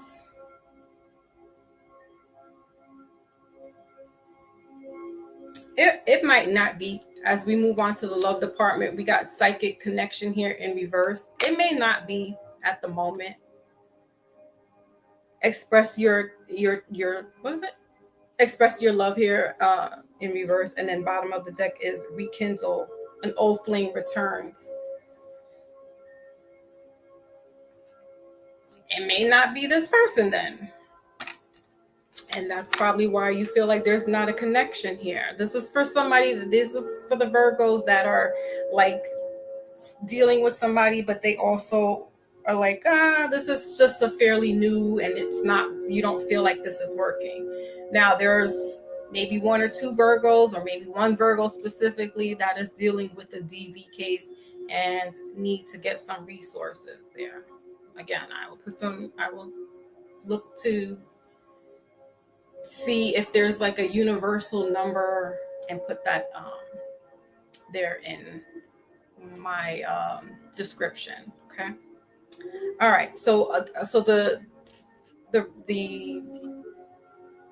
Virgo, you just threw me off. But psychic connection. Okay. It says here your communication goes beyond mere words. It's in reverse. No, you're not feeling that way, Virgo. Because I don't know, because I feel like for the Virgos that are like questioning this particular relationship, it's like you may just feel like this is just not a connection. Like there's just certain things that, again, because I don't know, because these air signs be just weird as F. Okay, like I don't know. So you just may be having to like figure them out, or rekindle. Somebody else is coming back again. Remember, I just said the Venus Mercury conjunct is happening, so maybe you might want to talk to your past boo thing. I don't know. It's your life, Virgo, but that's your message. That is your message for Sagittarius season. Okay. All right. So that's it, right? Yep. That is it for the earth signs. Now we're going to move on to air, but we will do the, we're going to do the wisdom oracle for the air signs, right? Earth signs, excuse me. Okay. And then we move on to air. Okay. So we got come to the edge, 36 breaking down to 9. Middle of the deck is poised. And then bottom of the deck is mending. Okay. So your card, earth signs, is come to the edge, 36 breaking down to 9. So there's that ending. Who got new beginnings? I don't know, or loving themselves, Taurus, right? So loving yourselves, being open. Virgo, coming to the edge. Yes, there's some scary situations happening, but it's facing the reality of things, right? Some of us don't want to face reality, but we have to, so that we can overcome certain situations. Yes.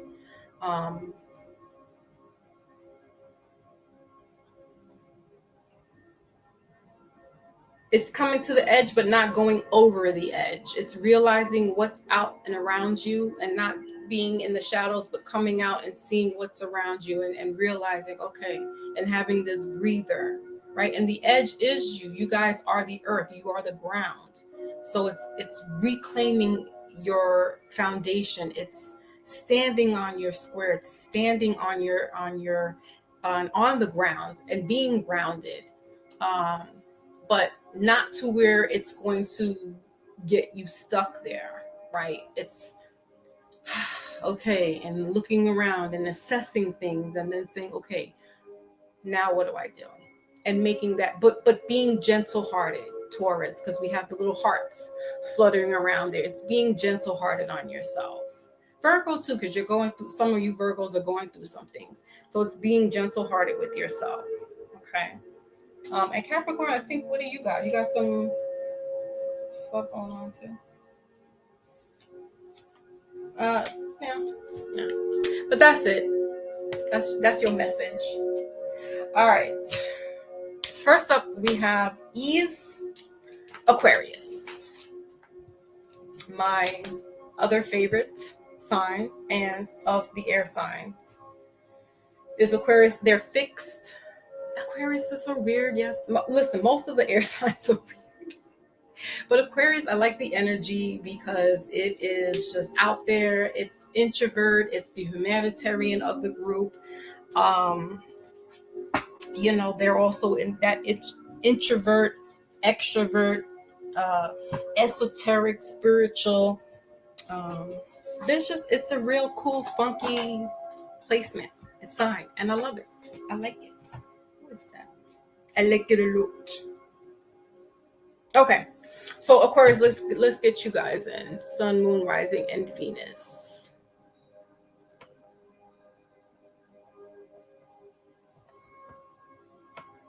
And then I think we still got water signs. Water. Okay. So Aquarius, what do we have here for you guys?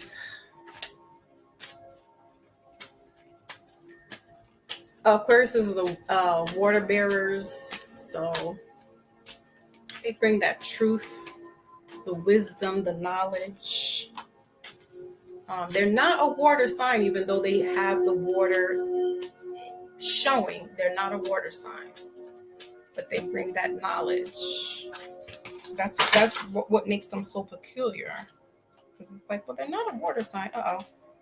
The cards just flipped out. Hold on, guys. The cards just flipped out.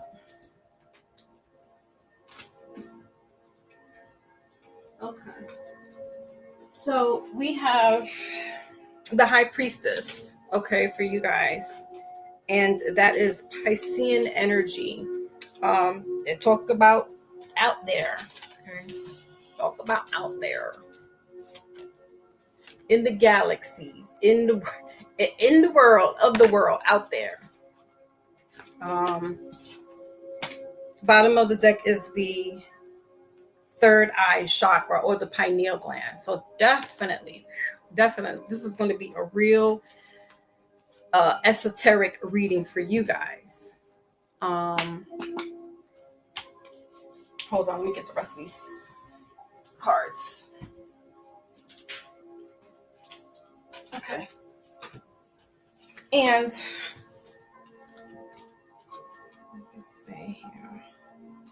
Okay. So definitely be some enlightenment for you guys during this Sagittarius season. Okay. There'll be some more messages for you regarding the esoteric, or you may be doing some studying, some interest. You may be looking to seek like a teacher or a professor or some type of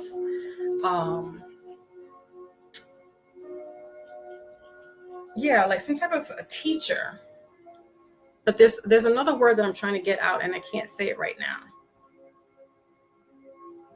To help you with some type of like occult knowledge, but there's some you're looking or they'll present something to you, or maybe I feel like you might be even going like to school or taking some type of online classes or just going online or going to the library, or like I feel like you're going to just be doing a lot of research and looking up, and this is just pure you wanting to just know things. It has nothing to do with like studying because you have to. This is just something that you want to know. Okay.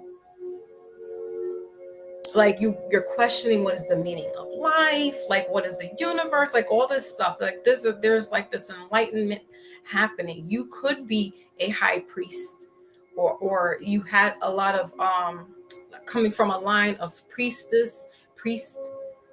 lineage, and you just don't know it, and it's just being passed along. And so maybe you're coming to your spiritual awakening, and you're aligning.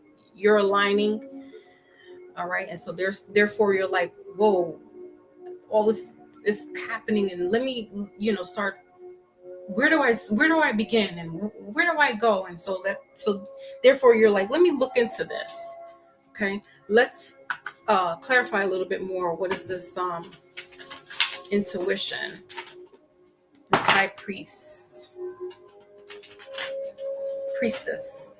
because the high priest is male and the high priestess is female. So this could be a female Aquarius, but doesn't necessarily have to be female. It could be a male Aquarius, but know that we have masculine and feminine energy in us. So this could be if you have a mother or mother figure, grandmother, aunt, she could be, a high priest in that regard, or just a very intuitive woman that knows a lot of stuff, that probably did some practices, and you're just, questioning, and things are coming to you, and you're just going to her and questioning, like, what does this mean? What does that mean? And they're giving you this knowledge. Okay.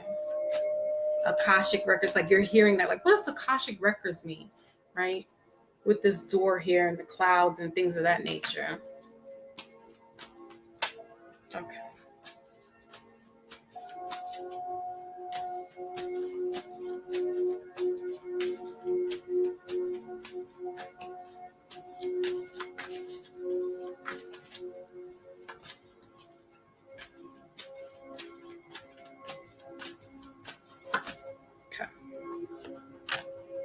Three of Wands here. All right, so we got the Four of Cups, middle of the deck, bottom of the deck is the Emperor, Aries energy. All right, so clarifying this intuition is the Three of Wands here. So fire energy. So Sagittarius is showing up here. So yeah, this is at a distance. Yeah, you're just thinking about things and maybe wanting to travel and go somewhere. I feel like this is like ancestral, so going to maybe your homeland or your family's ancestral homeland. This could be where your grandfather or grandparents were from. All right, with this Emperor here, the Two of Cups, yeah, grandparents. Again, King of Pentacles, grandfather. All right, heavy paternal. This could be on your father's side, or if this is a male Aquarius, this is you. That is like just stepping up into this like, yeah, high priest role. Like you're just becoming very in tuned and aware of this, occult knowledge. And when we speak of occult, it's not a devil, it's not woo scary, it's hidden knowledge, it's illuminated knowledge, right? With this fire here, it just means it's illuminated knowledge. It's there for us to know, but it's hidden away, hence the door being locked, because it's not for everybody to know. Only a certain group of people, i.e. the high priestess, should know about this stuff, right? So if your family members or certain family members were, like I was just talking about before, in the religious group, or if they were, a particular religious organization or whatever, then one person would be a high priest, a high priestess. Maybe this is a past life if you subscribe to that. And this is all coming in revelation for you. So you wanting to, do more research, more traveling, or maybe this is all coming, like a download, light speeds coming into you, light codes rather, with the Three of Wands, and that's that ships coming in. That's these light codes coming into you. So with the Sagittarius energy, that's this fire energy coming in, and fire is purification. So there's like this reborn rebirth happening for you, Aquarius, during the next couple of weeks. Okay. Ooh, I like it. Also, Aries is a fire sign. Okay. So yeah, there's definitely some you could be getting baptized.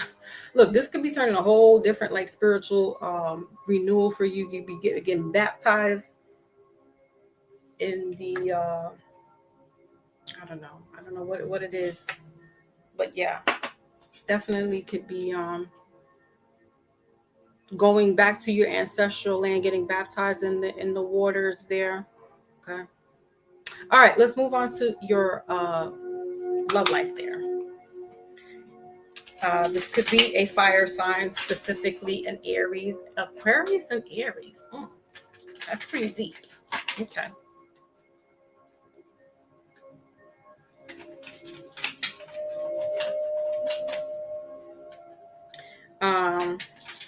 This could be somebody from the islands, or you're from the islands, or like Hawaii, or yeah, like Costa Rica, the Caribbean island.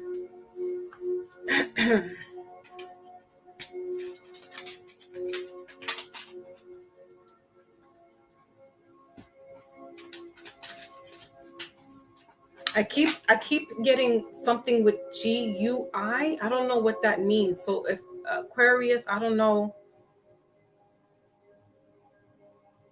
Okay, that's something for you guys. What is that? Not Guam. Guinea, Guyana. Okay. That's your message. I don't know. All right, let's see what's going on in the love department. Yeah, GUI. Yeah, that's Guyana. Yeah. Hold on a second. That's why we have smartphones. sometimes I don't, I'm old school. I used to look up stuff on a map. We had to look up stuff in the encyclopedia. Okay.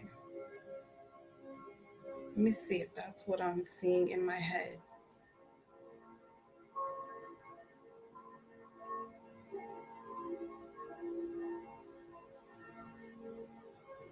Yeah, it's in South America.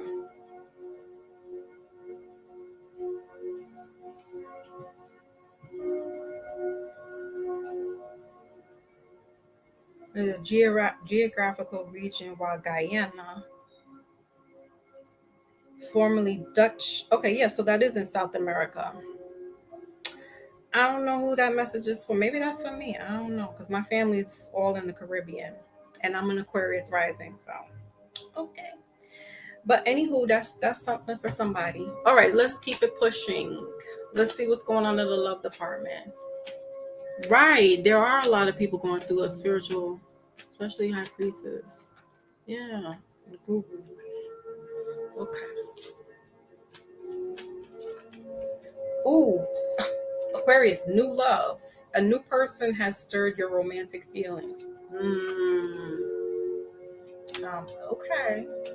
Says soulmates. Yes, this is your soulmate. Really, Aquarius. Mhm. And with this high priestess and the number 2 here, yep, possibly. And then bottom of the deck says healing family issues. Your love life begins as you forgive your parents. Right.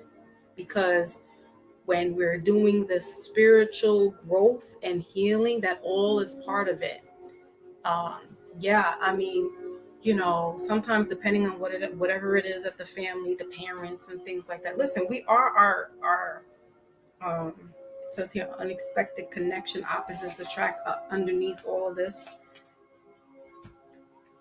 retreat. And what's on the soulmate honeymoon. Listen, when we start healing ourselves, we are the generations, we are our ancestors, right? If it wasn't for them, we wouldn't be here. So we carry those DNA codes, the light codes, right? I keep saying that for a reason. We carry those in us. So whatever traumas and triggers they had inside of them, we have that. So in order to move forward and I guess right the wrongs and correct that, um, so that we're not imposing that onto the next generation and the generation to come, we have to heal and we have to forgive and heal our parents, right? And the parents before them and the parents before that. Because they're only doing, you know what I mean? And if it was so listen, I know that there's some parents that are just so cruel, so cruel. And those are the ones, I mean, you really have to have the biggest heart to forgive them. But I mean, the parents that were just like, you thought because they grounded you for a week because you talk back and you know what I mean? That type of shit. Forgive them. They kicked you out of the house because you were 16 and pregnant. Forgive them, right? So in order to move forward in a relationship and you don't carry those type of burdens, yeah, forgiving them and having this better relationship. So a soulmate coming through, and yeah, it could be a fire sign, um, or it could be a Pisces. Um, but irregardless, it's you healing yourself first and foremost. But while you're going through, like Lotus said, while you're going through these spiritual initiations and these uh, purifications, and we're healing and we're going through this process, Aquarius, it will bring somebody to you, okay? Or rather, the Most High will be bringing this to you. Yes, it is a soulmate.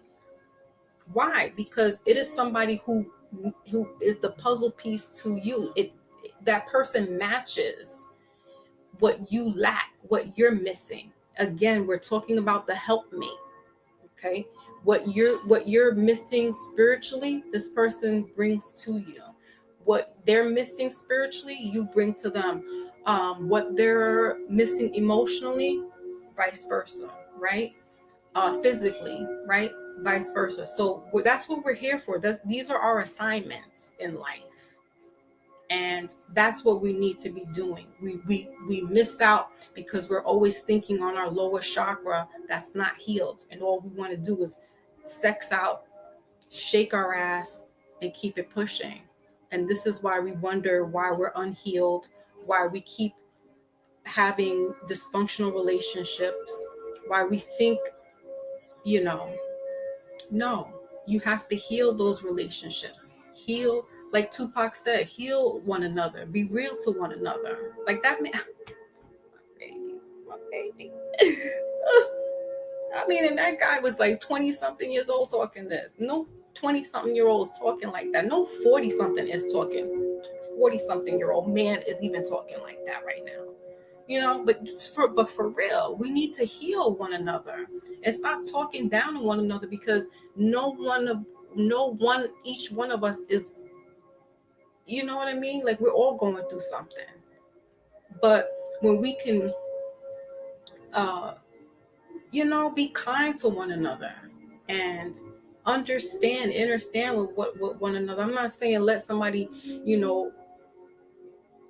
walk all over you, but just be kind. This is where the healing one another, and then this will open up doors for somebody new to come in for you. So there is no old relationship for you, Aquarius. Somebody new is coming in. So look out for that. Okay, look out for that. And this is like somebody. This could be ancestor, father figure, grandfather. That's bringing this to you. Okay, yeah, because the Two of Cups is right underneath that, and it could be there. I feel like this is okay. Look, and I'm gonna end it really quickly because then we're gonna move on. I'll be spending too much time. Actually, I'm doing pretty good. Look, bloodlines are restored. Ooh, Lotus. Oof. Ashe, Amin.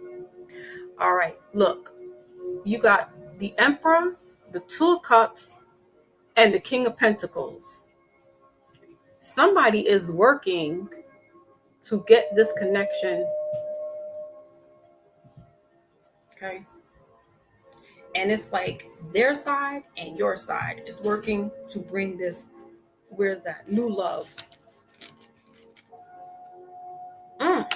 That's deep. I like it. We like it a lot. All right, Aquarius, that is your reading. Okay, so who do we have next? Gemini. Talking about be real to our women. Mr. Gemini himself. Gemini, sun, moon, rising into Venus. Gemini. Air energy. Keep your head up. That was the song. When he sang that song to me, yes, he sang that song to me. Gemini.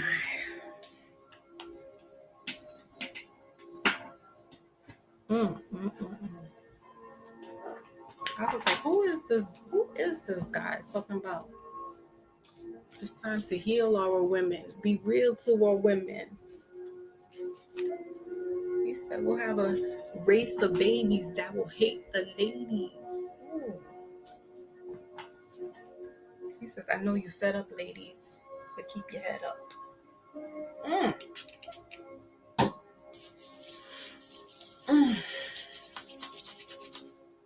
Jeez. Then he said, we have no right to tell a woman when and where to create one.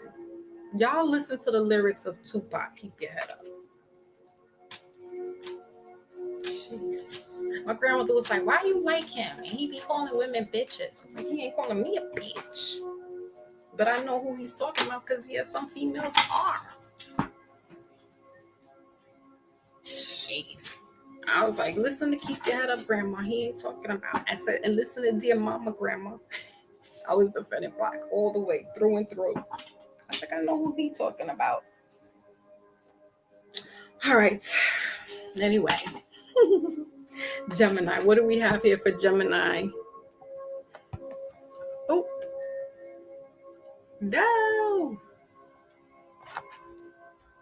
Okay, there we go. All right, Gemini. Sun, Moon, Rising, and Venus. All right, so we got Temptation. That's one of his songs too. Temptation is the Devil card in the tarot, and then we have Third Eye, middle of the deck, or the pineal glands, and then bottom of the deck is the Waiting Game.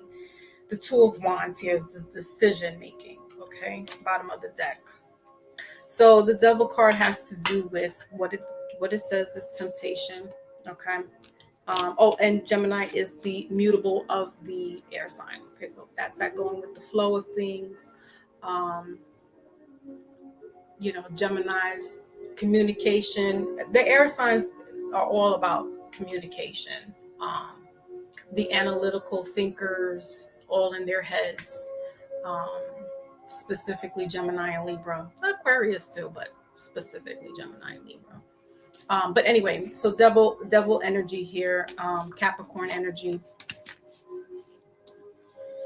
And, with the Devil card of the tarot, you'll see that there's a man and a woman linked and chained together with the devil. And so this could also have to do with toxic relationships. Just as I was speaking about Pac and talking about be real with the woman, heal our women, right? This with this bottom of the deck here, Waiting Game, and this number 2 here, somebody may be waiting to get out. There's another, you and Virgo. Gemini, are you dealing with a Virgo? Yeah, you are. Oh, this is the Virgo. This is the Gemini to the Virgo. I see. I got to put this in the thing. Hold on a second.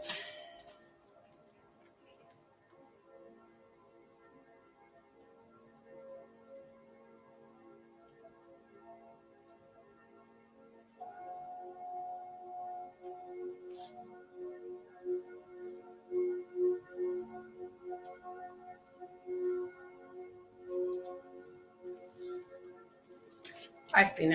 Okay. All right. We're not going to spend too much time on you guys because I see what it is already. All right.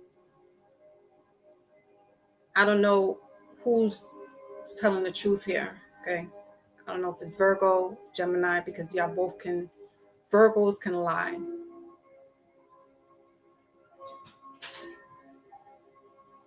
And spin it like they're the victim.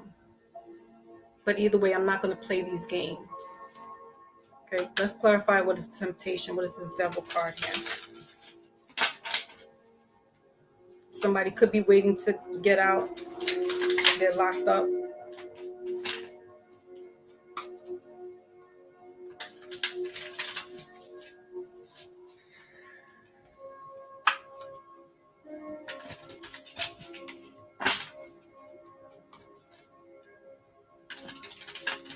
Not playing these games, Gemini.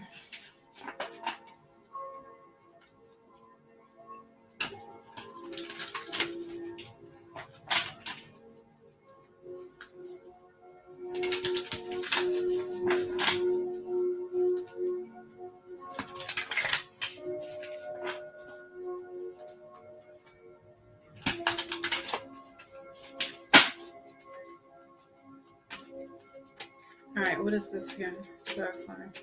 15 breaking down to 6. Yep, this is a June Gemini.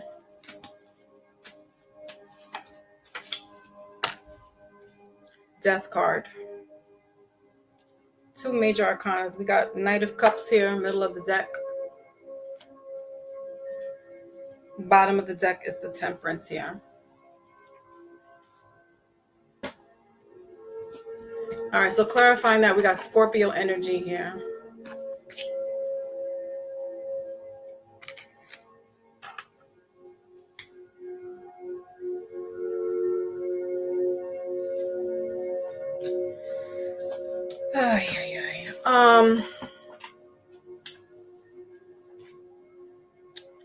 All right. Listen. Whoever this Virgo Gemini relationship is separately, I'm going to, like I said, I'm going to leave a link in the description where you can get help, because this is a DV case. All right. Because that's what I'm getting. And clearly you need help, right? Because it can get very serious. Okay?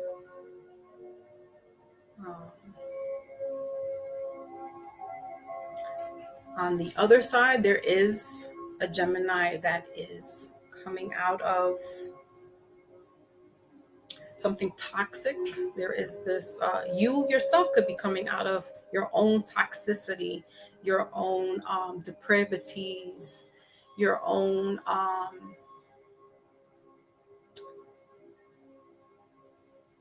sexual, sexual depravities where, things, you can't be just on surface level, as I was talking about Pac and being on the surface level.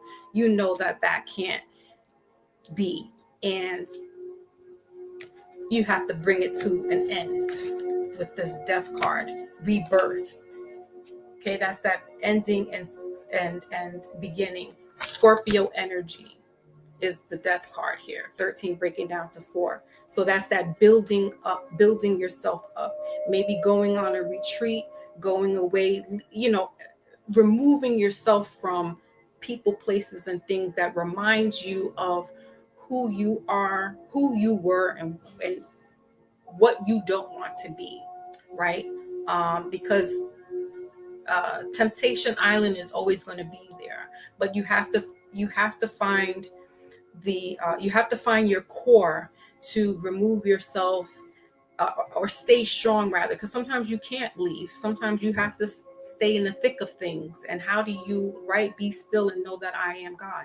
How do you challenge yourself while all this is going around you, and still say no to the temptations, whether it be drugs, sex, overeating, right, gambling, drinking, right? And with this waiting game here, it's just like biding your time.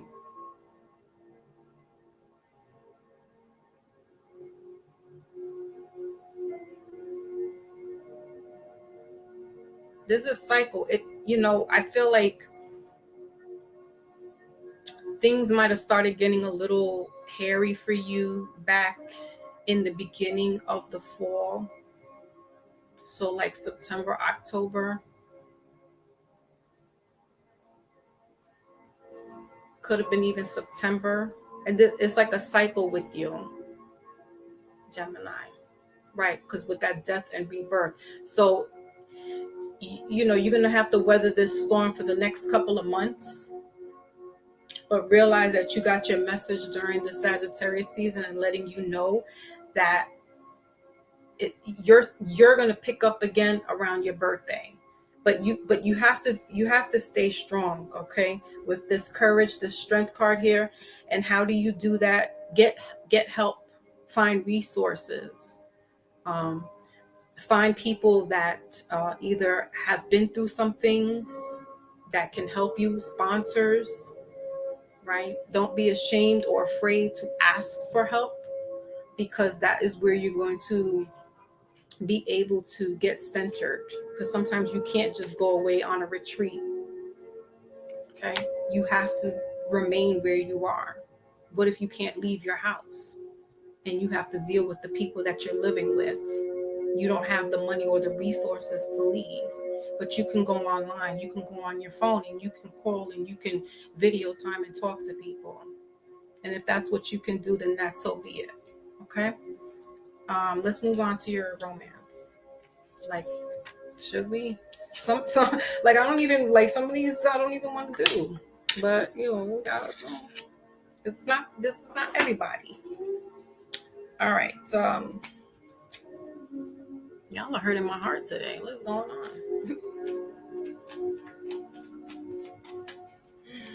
My beauty queen. You've been in my heart, in my mind a lot, my beauty queen. I'm glad you came by.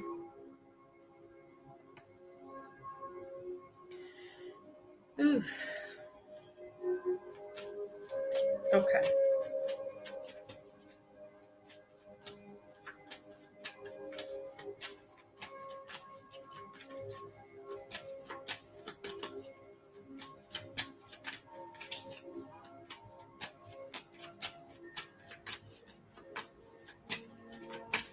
All right, so what do we have here for Gemini?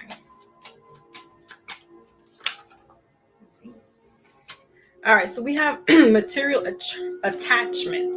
See, Gemini, see? Too much focus on visible trappings. See? It's not going to work out. We can't be shallow. Middle of the deck. Spirit soul path, a personal evolution within your relationship. But that's what's going to work out. And then we have benefit of the doubt. Give your relationship a chance. Middle of the bottom of the deck.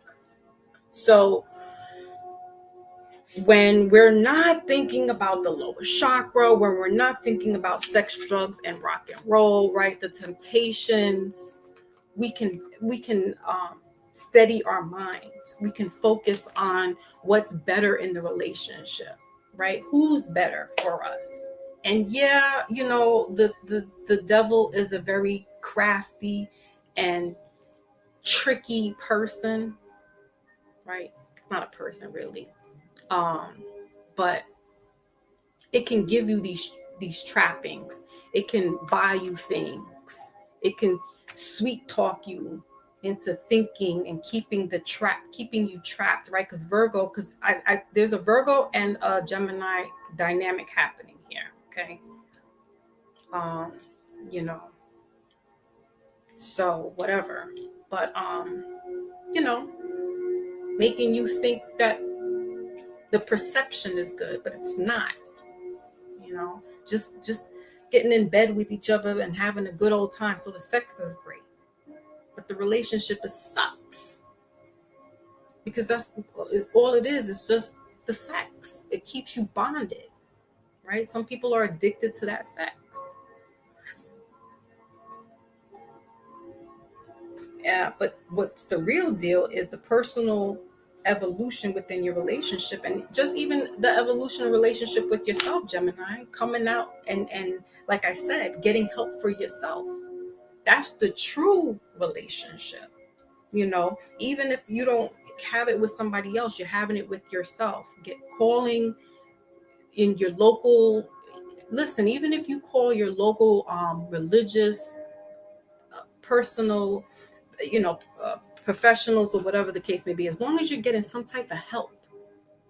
Okay. If you got to call Alcohol's Anonymous, Gambling's Anonymous, if you got to call the pastor, the priest, the reverend, if you got to call drugs addiction, if you got to call the DV hotline, please do something that's going to help you benefit yourself. If you got to call a mental health hotline, then that's what you do.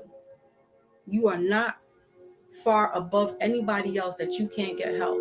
We all need it. We're all going through something right now, personally and globally. Do you not see what's going on? Like, if what's not going on out there is not fucking us up, I mean, shit. Yeah, we got stuff going on at home, but do you see what's going on? That's enough. People get frightened with what's going on outside, let alone what's happening in our house. So please, Gemini, seek the help. Do not be afraid to ask for it. Okay? That's your message. Let's move on to the last of the air signs, the Libra, Sun, Moon, Rising, and Venus. And it is a cardinal. So they are the leaders of the air signs. One of my favorites as well. And you know, word on the street is Libra, Aquarius, Scorpio. Those guys like to, you know, they're the little flirties. They're little flirties. Pisces will get the little honorable mention because, you know, they're undetectable, but Pisces will put their little, they'll be like, oh, me flirting? Yeah, Pisces, we see you. We see you. I see you. Okay, I see you. Okay, Libra, let's go. Okay, Libras. Sorry that some of the reading, the messages are a little deep, guys. Just that's what I'm getting, and I've gone off a little sideways, but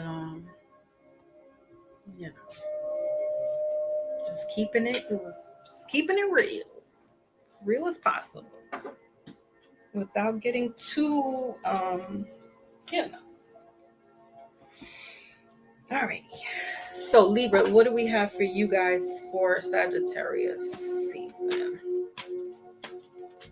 Oh, that was quick.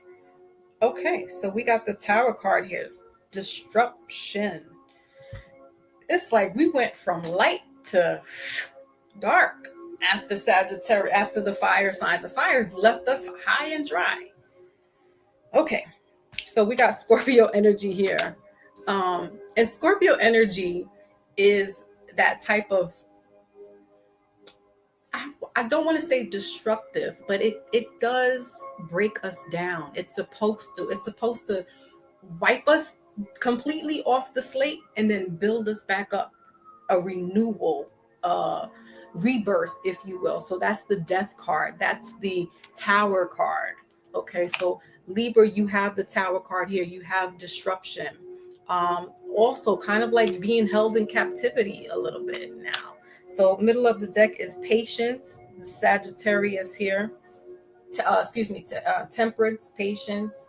So going through some things while you're going through this Tower moment, and then obstacles and challenges. So yeah, going through some stuff. As I just said, we going through some things. All right. So, you're having a Tower moment, and Tower moments happen pretty fast, pretty quickly. You don't see it coming.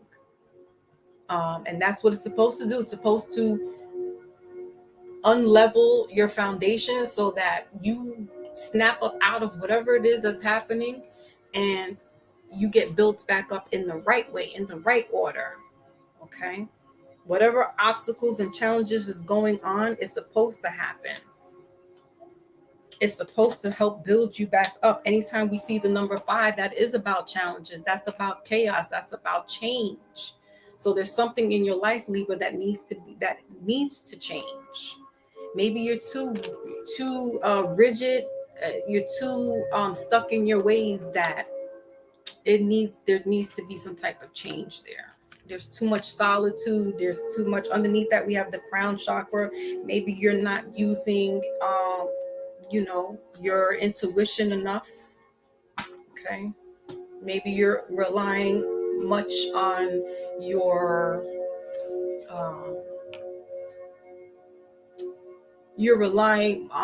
rationale as opposed to your intuition. Well, because that's, Libras are more rationale than instinctual, because they're the scales of the zodiac. It's more about justice and fairness and balance, and it's not intuition. It's like, what's logical here? How does this make sense?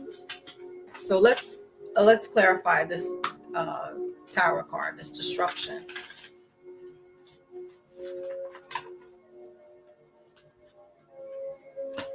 You could be feeling that you are locked in to whatever's confining you, whatever obstacles or challenges that are happening right now. But because you are an air sign and this gets in your head, this is in your head. This is not physical, although there may be somebody that is physically locked up. What is going on? What's going on? Another air sign with this locked up. Jeez. Okay, let's clarify.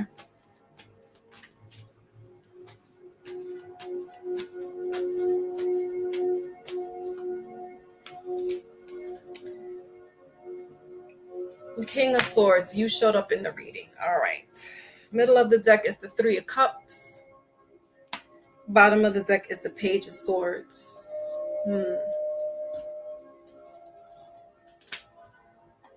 All right, so here we go. King of Swords here with this Tower card.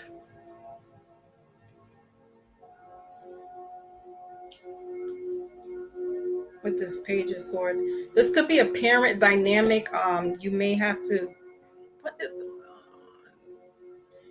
put a child away.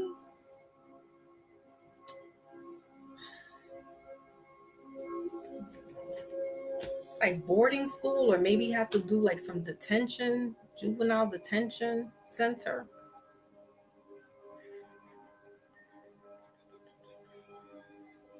Yeah, because Libra, you are like, yeah, that's that judge. Yeah, see, the King of Swords, this is you through and through.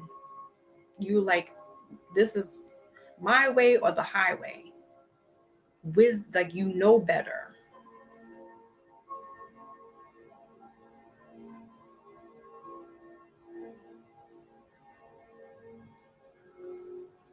You may be giving somebody tough love. This, if it's not a child, it's like a young adult or a teenager, or this is you. I don't know, like you're beating yourself up, giving yourself tough love. Okay. Um,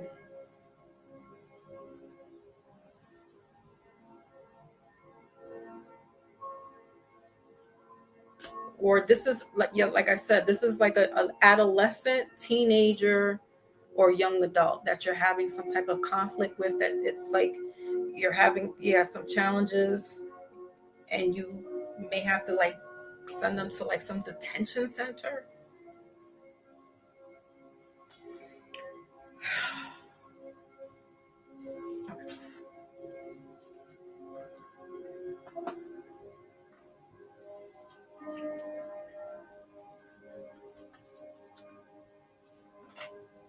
I I don't know anymore, guys.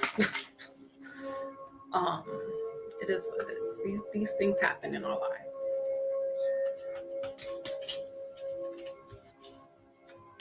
It's just, somebody's not following the rules here. So do what you got to do.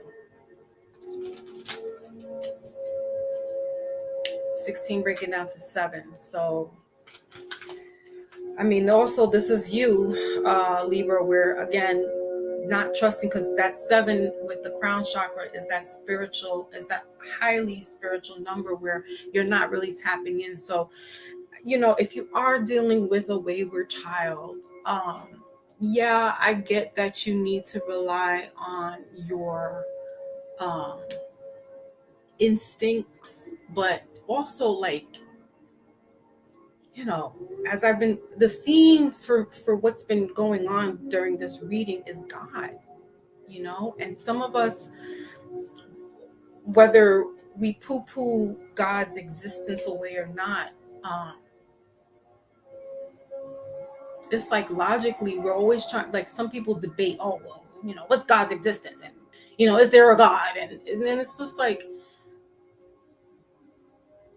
I've been down those roads. I've had those kind of debates and things of that nature. And at the end of the day, when you almost have a near death experience and you almost lose a child, or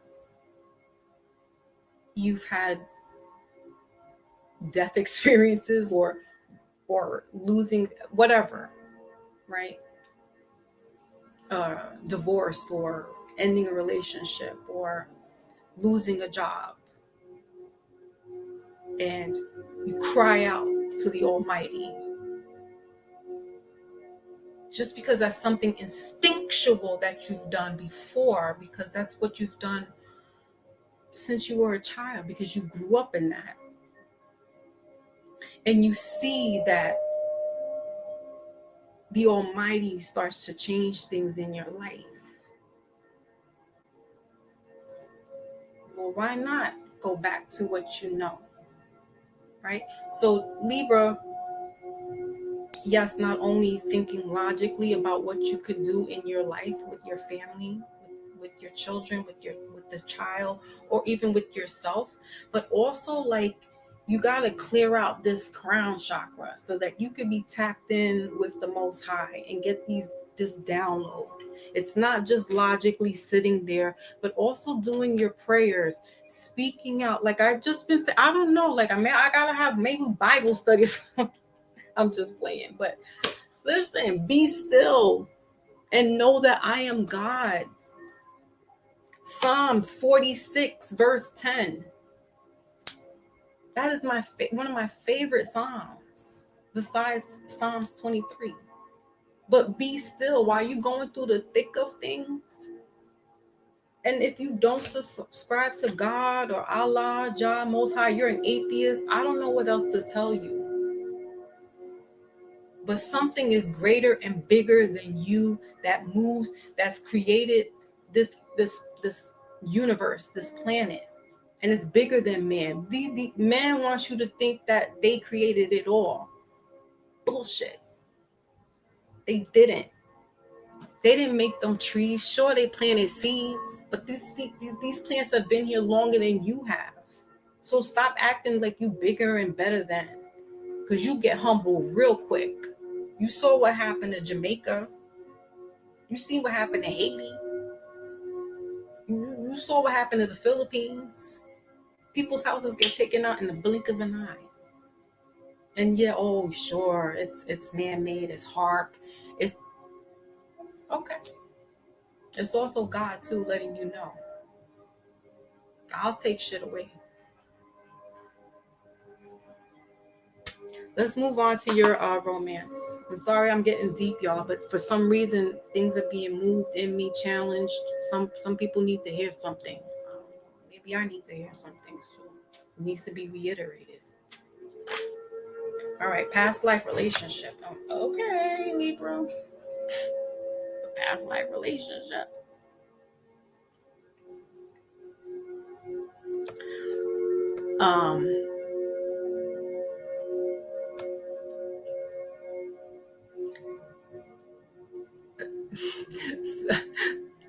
Roz girl, spooky. She said spooky. Oh, I miss him. Pray protection around your children, family, yourself when you get up, when you wake up throughout the day. Yeah, it says cease without prayer. Listen, I don't know. I don't know who I'm talking to really, because some people don't like, oh, I'm not praying. I'm not doing that. Like, okay, when you lose faith, that's when people start going back into their bag. It's heavy. I'm sorry. But listen, I don't know. And I haven't had one of those kind of readings in a while, because y'all know I don't really start getting in that type of bag. Hasn't been like that in a long time. Okay, so you got past life relationship, Libra. You've known each other before. Middle of the deck, it says manifesting the one. Very soon, your true love will arrive. Middle of the deck. Bottom of the deck is this could be the one. So yeah, if you are not opening this crown chakra, right, the seventh chakra, how are you going to relate to this person? Okay. And I feel like actually this person. This could be somebody that you're talking to, or not really like, I feel like this person's on your radar, but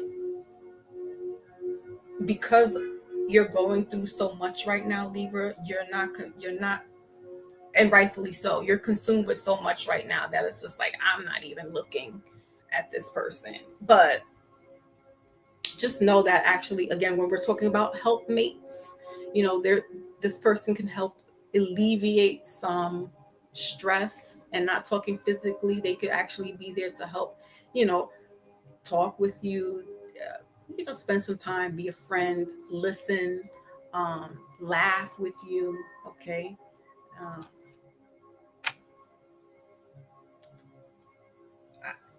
Because there's some Libras that are going, maybe just one Libra that's going through like something with an adolescent child or a young adult or a teenager, and then there's Libras here that are like, just chilling, but they got, there's like everybody else got stuff going on in their head. They're just going through life or whatever, and not thinking about, should we get in a relationship, should we not? But just know that if you are talking to somebody and you kind of been feeling a little vibe with them, this person's been around. Like, the familiarity that you've been feeling is probably because, if you believe and subscribe to that past life relationship, is because they have been with you a couple of times. But if you're not working on that seventh chakra, that crown chakra, you're gonna keep blocking them out, right? You're gonna keep blocking them off. So just work on that. Again, the amethyst crystal is good. You can actually keep it on top of your head. There's some great YouTube, hertz frequencies to listen to help open up the chakra. All right. And mantras. Okay, let's move on, because who else do we have here? That's it. Now we're moving to water signs. I swear, water signs, if you get so emotional, all right, let's close out. I get so emotional, baby.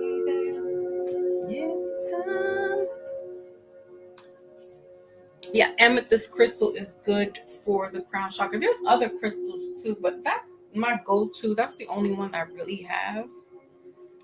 It's my OG crystal. So the Most High will use handmade disasters to show still reigns severe. Yeah. Listen. I mean, even if it's like, and it's weird, like especially like in Jamaica where the Hurricane Melissa hit, it was like it went like left, like, and it hit like where a certain part of where my great grandfather lived, and I'm like, well, how did it get all the way over there? Like, it was just weird. It was like ancestral for me, and so I'm like, I'm taking it to the heart. It's like, what is going on now? And I'm not saying that those people did anything wrong. I don't know. You know what I mean? But there's a lot of stuff going on in Jamaica politically that these devils are trying to take over Jamaica. And it's like,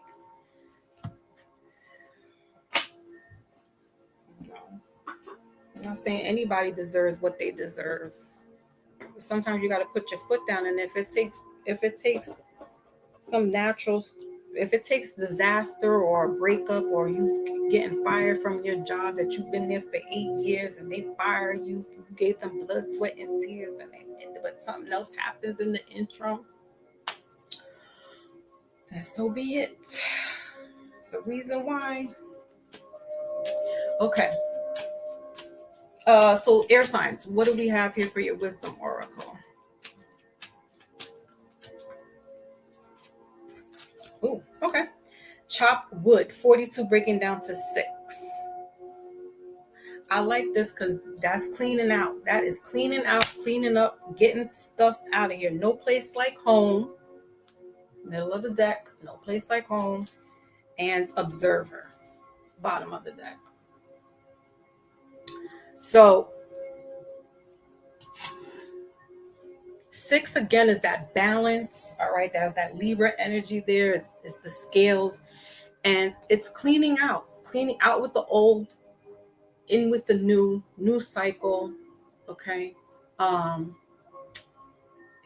Again, that scorpionic energy, things have to tower moments, Libra. It's the ending, breaking down for something new and rebuilding to come, into new. All right. So some will do spring cleaning in the spring. Air signs, you need to do your spring cleaning now during this Sagittarius season. And it's good because it's the holiday. So yeah, you'll be bringing in this new energy, this, I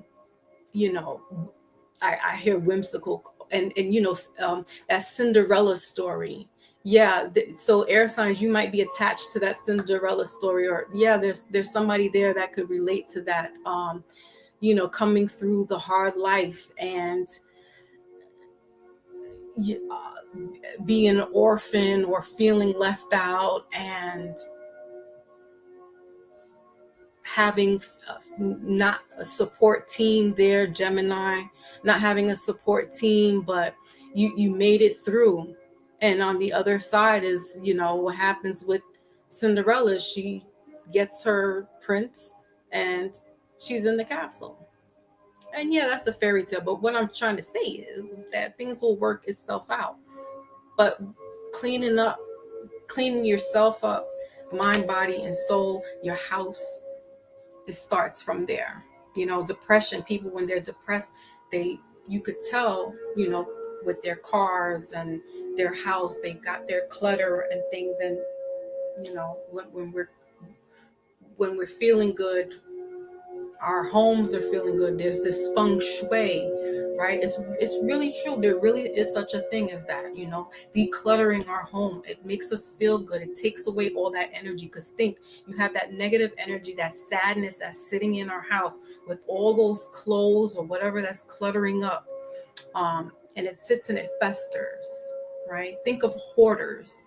There's something sad with that person. And now you're starting to remove the clutter. You're cleaning up, right? You're cleaning up. Eventually, the energy shifts in the house. It's lighter, it's airy, it's clean, and you start to feel that way, okay? So start doing that in your household. Air signs, airy, okay? It'll start to feel good for you guys. All right, so let's move on to water. Pisces is up next, as they, going according to the calendar. And they are my number one top favorite signs in the zodiac. Pisces. They are the mutable of the water signs. They are the fish. What else? Yeah, they also are the ones who wear their little hearts on their sleeves. They're emotional. Let me just spray my hands because I've been just dealing with a whole bunch of emotions. What else with Pisces? It's just annoying and they get on my nerves. Also, Pisces do have the I didn't say this. It's been said that Pisces has addiction issues, whether it's sex, gambling, drugs, alcohol. Do I like any of that stuff? No. That's what they got. They got a problem. All right, so Pisces, what do we have for you guys? All right. Oh, we're still doing good. I thought I'd be like 3 hours in. So we're doing good. Despite me going left and speaking of the word. All right, Pisces. What do we have? Okay, so we got patience here. Sagittarius energy. Okay, the Temperance card. Middle of the deck is the foundation and achievements, 10 of cups. And bottom of the deck is stand your ground. Ooh. Okay, Pisces, let's go. Pisces with the quarterback moves. All right, so planting the seeds, having the patience right now. Sagittarius is blessing you truly. With the foundation of, you are, and during Pisces season, that's really like the beginning of the new year, not so much January. January is the fiscal new year, meaning money, finances.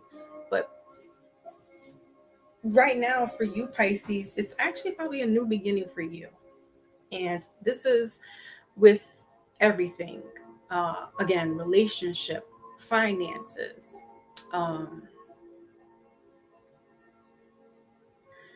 while we're going into this season of holidays, standing your ground towards family members, friends, right? Having the patience to speak with them. We got Justice card here underneath that. So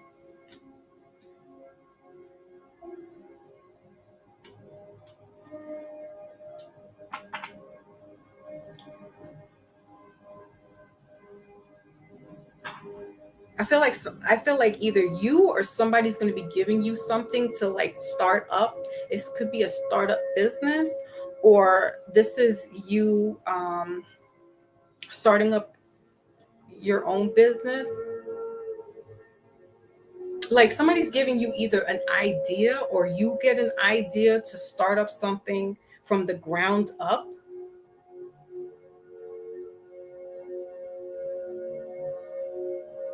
There could also be like uh,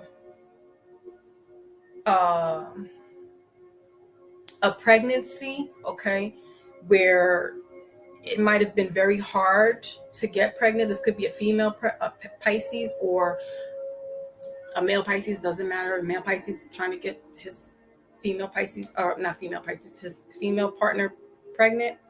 Um, because this is giving me very much so sperm and egg energy. I don't know. It's definitely giving me that. And it's like that one little sperm made it through. Success. Okay, being patient. Okay.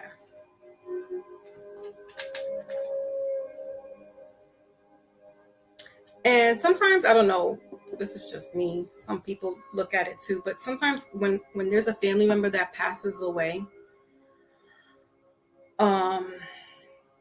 there's a birth in the family. So there could be this dynamic that is happening. Could be happening during this season. Okay. All right, let's clarify a little bit now of what is this patience? What is this temperance card here? 14 breaking down to 5. So yeah, change. All right. Challenges, conflicts, confusion. What is this patience?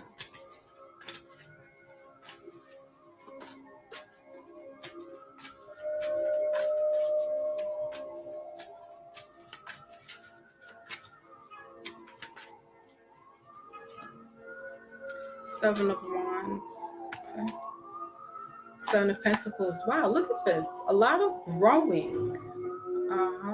And this is like, again, from the heavens. Bottom of the deck is the Three of Swords here in reverse. And then we got the Temperance card again underneath that. With this angels. Yeah, this is like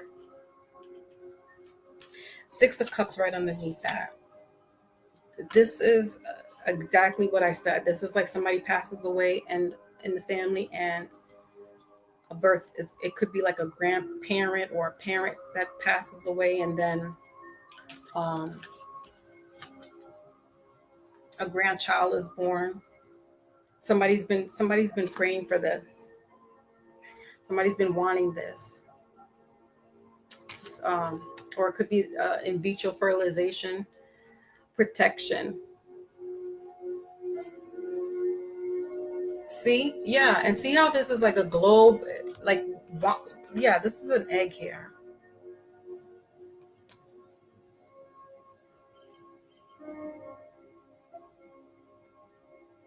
Okay. Yeah. So having patience, fire energy, that Seven of Wands is Sagittarius. Okay, so having patience. Pisces, you could be dealing with a Sagittarius. Or a fire, or another fire sign, Aries or Leo. Pisces and Leo, I've seen that dynamic. It works until it doesn't work no more. It works. What else? I mean, all in all, it's good. I feel, and if it's not about a child, it's just you growing, Pisces. There's something. Again, it could be something spiritually growing within you. I think Sagittarius has something to do with spirit too, if I'm not mistaken, because there's just too much going on here. That's just like, whew, like It's just too much.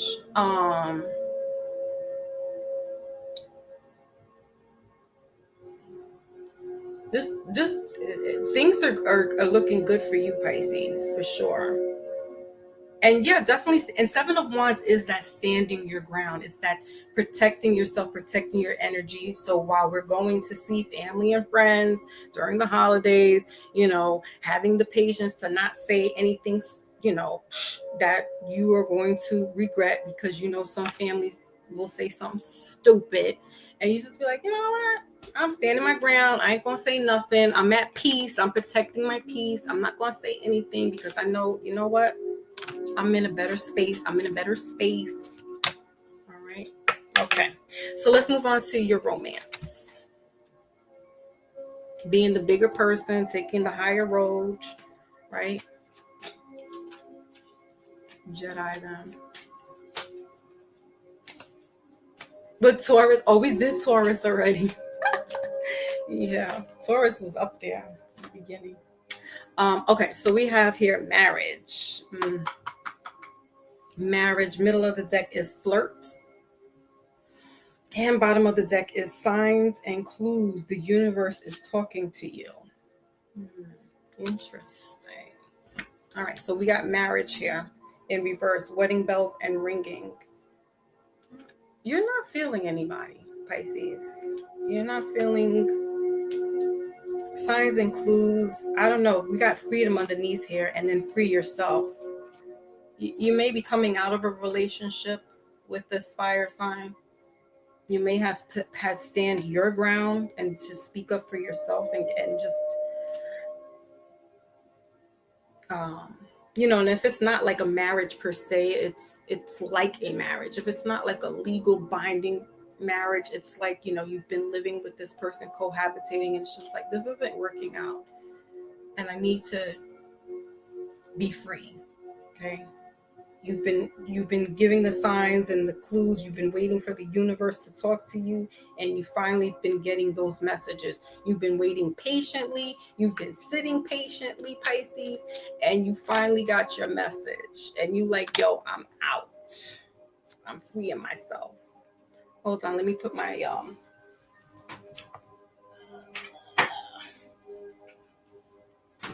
battery. It's going to die.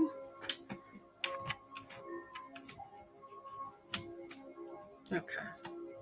So, I mean, hey, you do what you got to do. With this Three of Swords here in reverse too, that's a relationship over.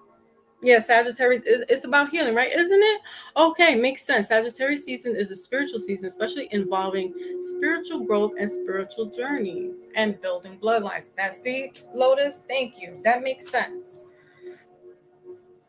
Lotus mentioned that. I'm gonna put that on the screen really quickly. All right, so yeah, you're doing your thing. You're standing your ground, Pisces, and then that's it. You're done. You're freeing yourself. Okay, kudos to you. All right, let's move on to Cancer. Sun, Moon, Rising, and Venus. You are the mother of the zodiac sign, the nurturer, the psychic, as they say, of the sign, the cardinals of the water. So, the leadership.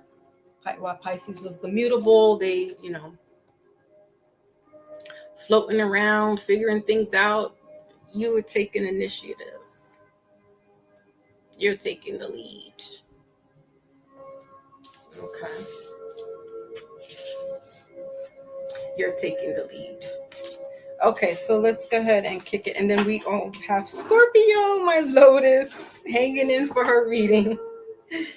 Hanging into the long haul. I appreciate you. Thank you so much for being here with me and holding the chat down. That's why she's the moderator extraordinaire. Okay, she's been in here for 2 hours. Almost 3 hours. So Cancer, what do we have? Sun, Moon, Rising, and Venus. We have Cancers. They're ruled by the moon, so they can be moody too. They are dependable people, reliable. But like I said, they can be moody. They are co-opted by different signs because every 2.5 days they are another sign. So yeah, it's almost like Dr. Jekyll and Mr. Hyde with the Cancer, unfortunately. But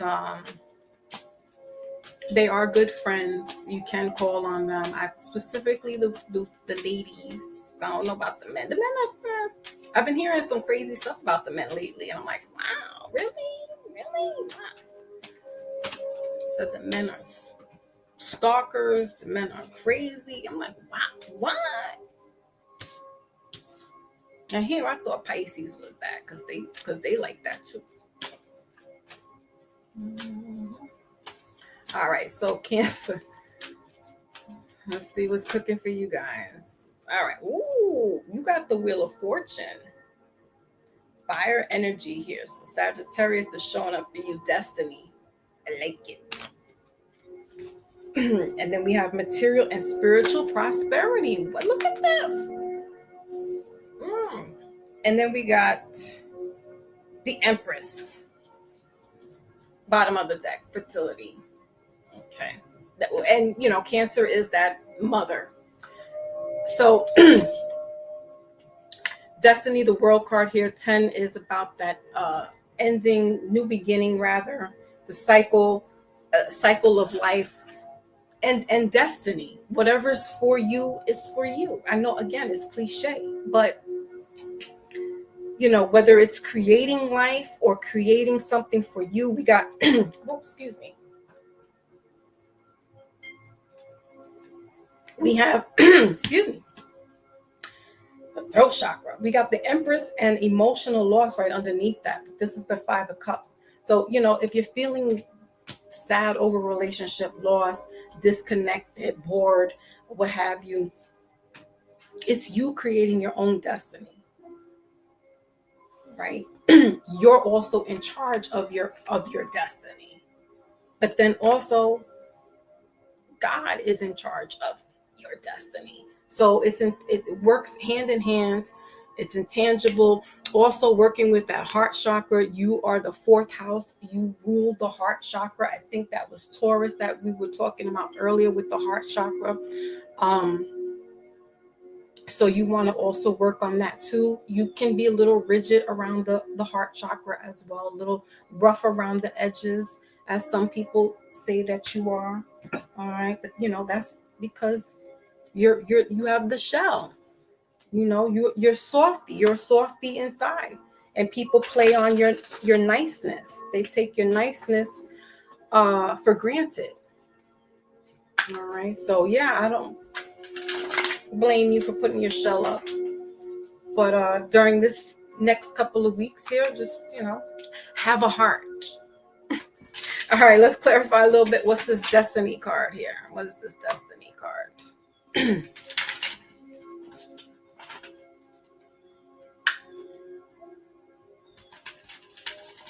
If you are a woman Cancer, people are going to be seeing, men and women are going to be seeing you in a whole new light. Your hair could be growing out thicker, shinier. You may be getting a new haircut or a new style, or just glowing. If you're not pregnant, you may become pregnant, and there's going to be this glow to you, Cancer. Thank goodness I'm out of that childbearing age. Plus the shop has been shut down, closed, tied, and burned, so that's not happening.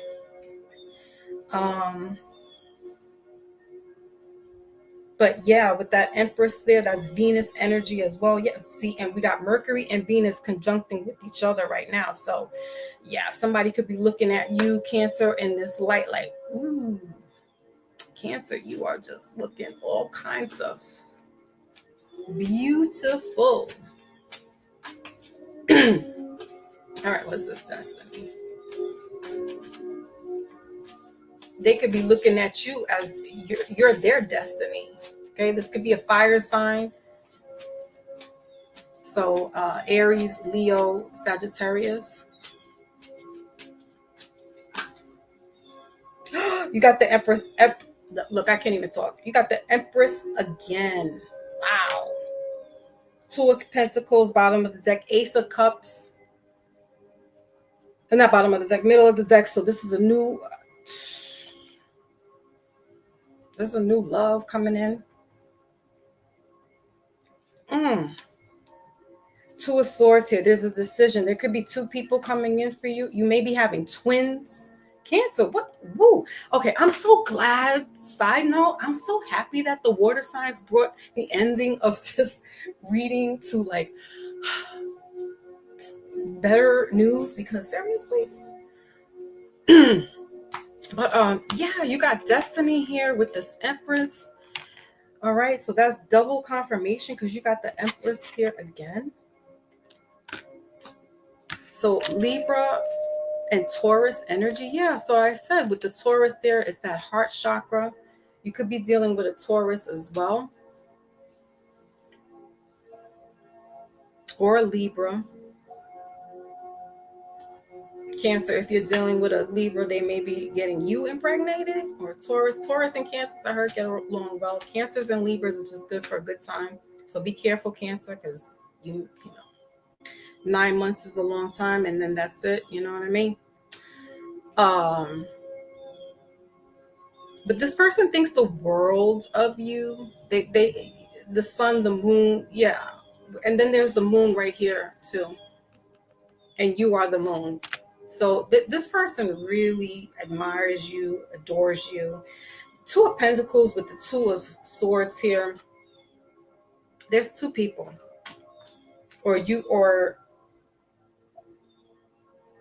Yeah, there's two people here. Or you need to make a decision. Yeah, there's just, it's two. Or there's going to be twins. Okay. But either way, you're shining. But I feel like you just are just chilling.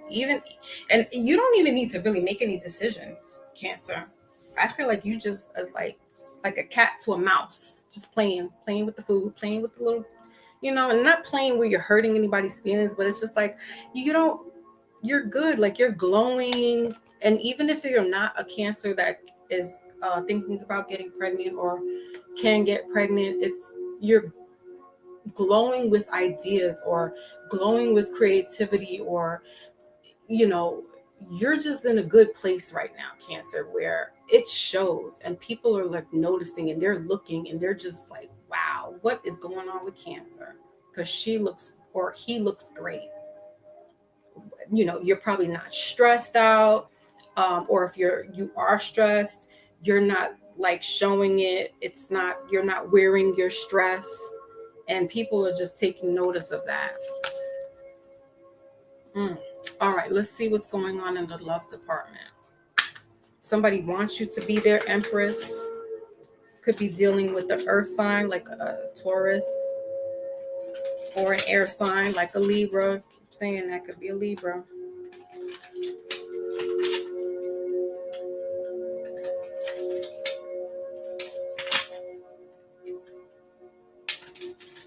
Somebody's trying to spin the block back with you. You are their sun, their moon.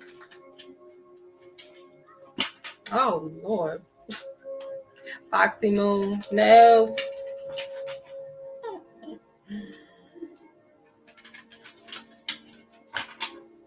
Listen, I was just arguing with both the Pisces and the Taurus before I got on this line.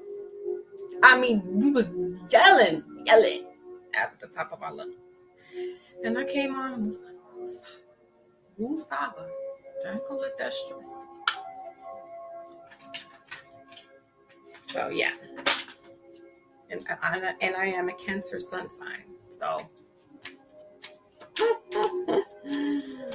try not to let it stress you, not wear the stress on your face. So let's look into the love department and see what's going on here, Cancer. But yeah, definitely could be dealing with a Taurus or Libra. They're looking at you like you are the Empress. Like, wow. Gorgeous. Yep, they're looking at you like, wow. You got finances and career in reverse. All right, because yeah, they're just throwing caution to the wind. They're like, I don't even care about money. Like Empress is everything right now. Cancer is everything right now. Bottom of the deck is love language, quality time. They don't listen, Cancer. You don't know the power that you're possessing over these people right now, because we got twin flame, heart, body, mind, and soul. This is what you're doing to them right now. Cancer, not on purpose, but it's your aura. Do you see the aura? It is your aura. The aura. Okay? That all the emotional issues, loss, the Five of Cups, all the hurt and everything, that you took this and you alchemized it. You took all your pain and heartache and you alchemized it and said, this is my destiny. I am changing all that. It is not me. I am not that. That is not who I am. It was a part of me. And I'm moving forward.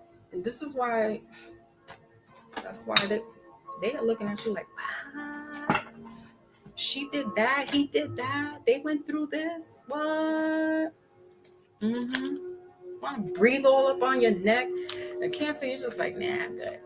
But be careful, because Cancer, somebody is trying to do that, and then you get all twisted up and get all pregnant up if you're in that.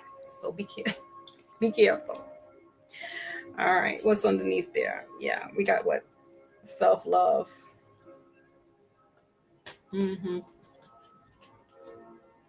Third party situation. Yeah, there's two people going on here. Okay?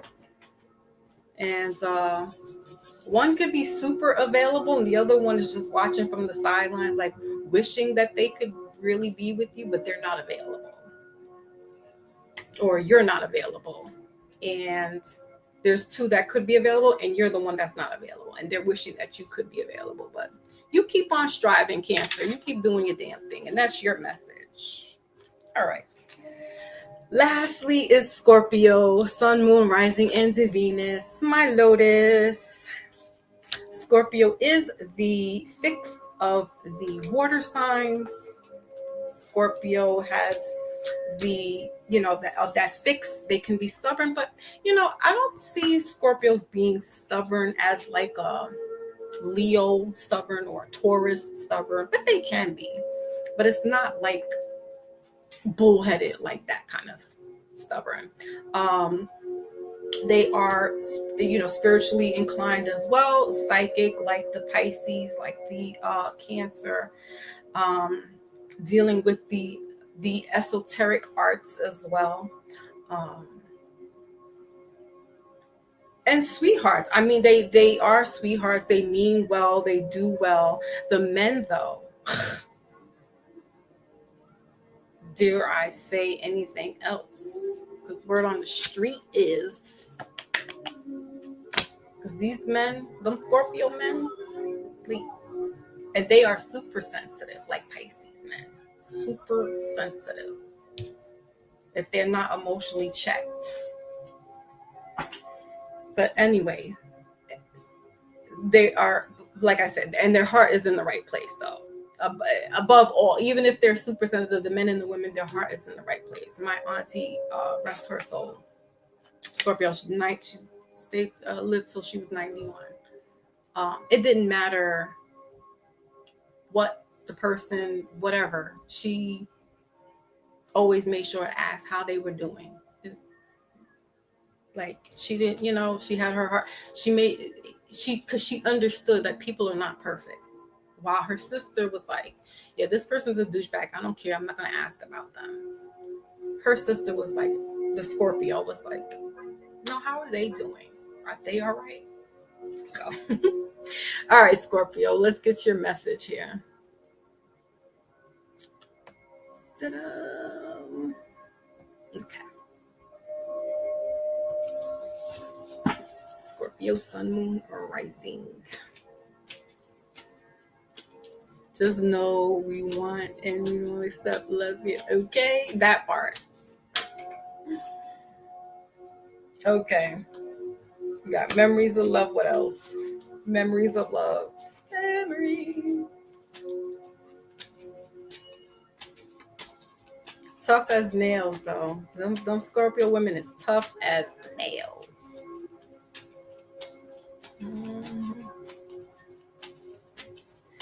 Okay.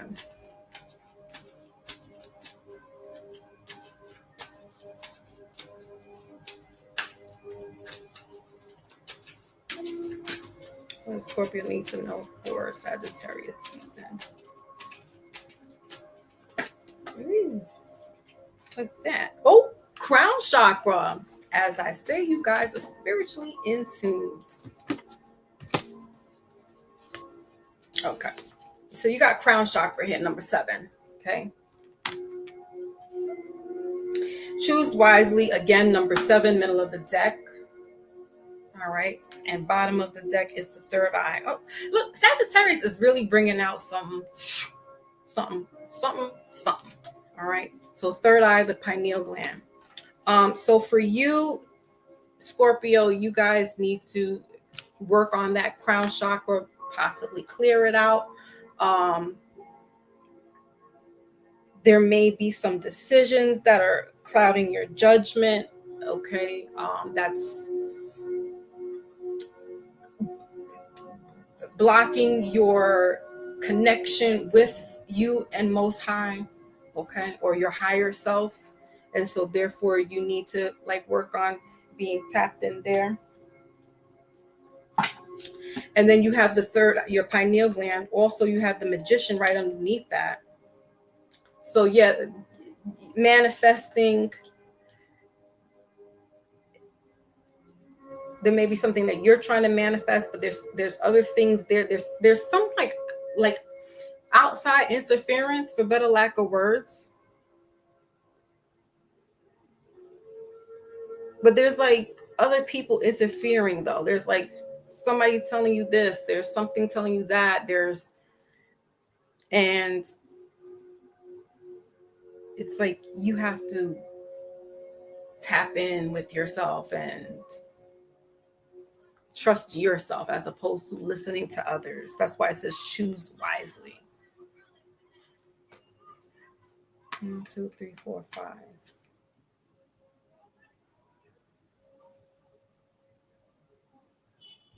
Okay, let's clarify a little bit more. Yeah, it could be 5 people that's around that's saying something. See, and then this person's just sitting still, right? As we've been saying, be still and know that I am God.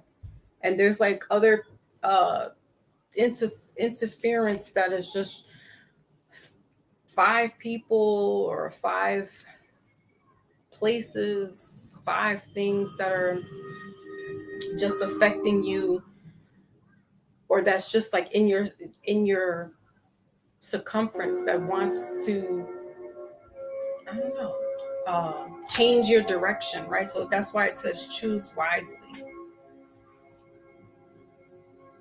Okay, let's see what else is there with this crown chakra.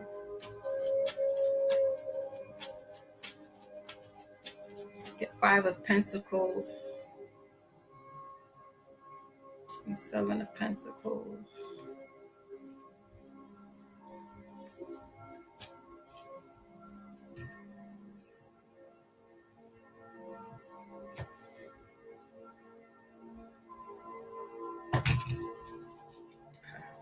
All right, what is this crown chakra?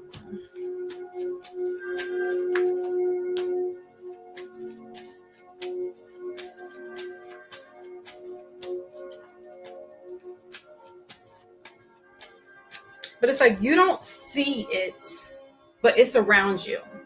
Okay, so this could be things on TV, things online. It may not be specifically a person, but these are things that are just around you. So you may be influenced by listening to other things instead of listening to yourself, or listening to your higher self, or listening to to most high. It's like you're listening to outside influences, and then it's like whatever decision that you need to make, it's like that's what you're listening to instead of just listening to yourself, is what I'm getting. Trusting your instincts. Okay. So just be mindful about what you're listening to, right?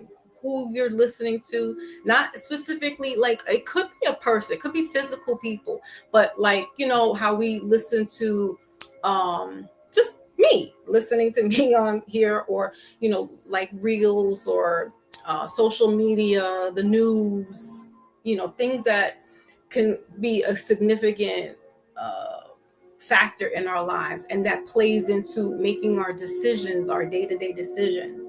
So just be mindful when you're listening to that.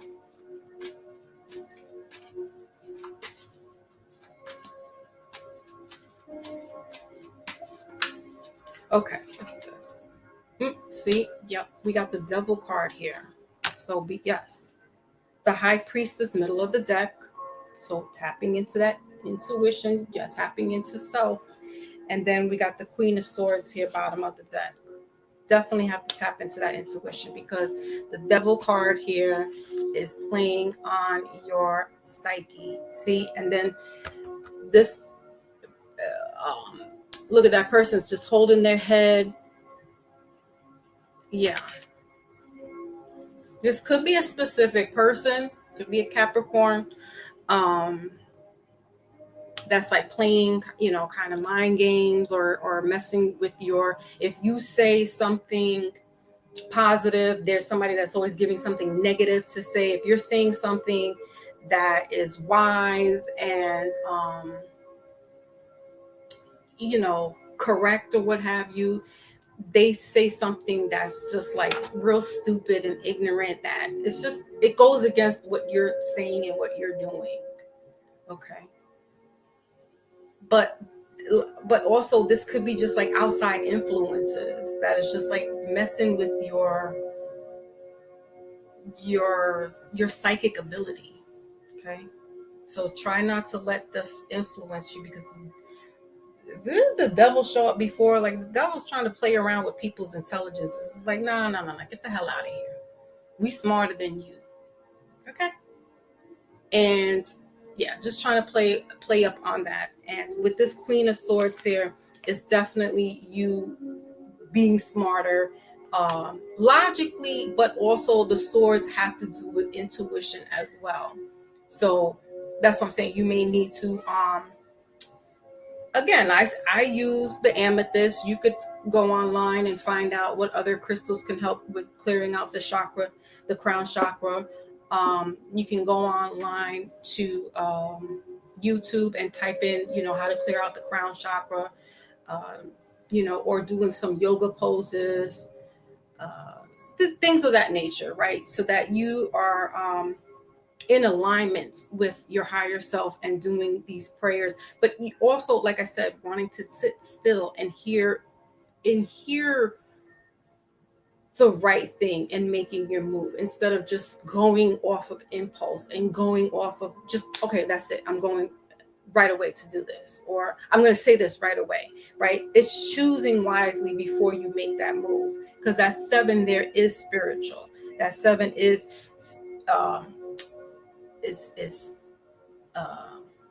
thinking before speaking, right? So definitely want to take the high road first before you say or do anything. Okay. But other than that, I don't, I'm not worried about this devil energy. I just feel like that's more like in your head, or again, the energy that's just around, meaning like outside influence. Because I always say, like, I used to say YouTube was the devil, because I was just like, anything that I was just like not familiar with, I was like, it's the devil. I was like, Facebook's the devil. I was like, Instagram's the devil. Now I'm like, TikTok's the devil. And I haven't been on, I've never used TikTok. I don't think I will. But anything that's just like new for me, I'm like, it's the devil. So yeah, just be mindful about what you're listening to, what you're consuming with your ears, spiritually speaking. All right, let's go into your love department. Scorpio. because you like that stuff, Scorpio. You also can go into those type of arenas where you'll like hear all these things, and then it's like, is that really the right thing that you should be listening to?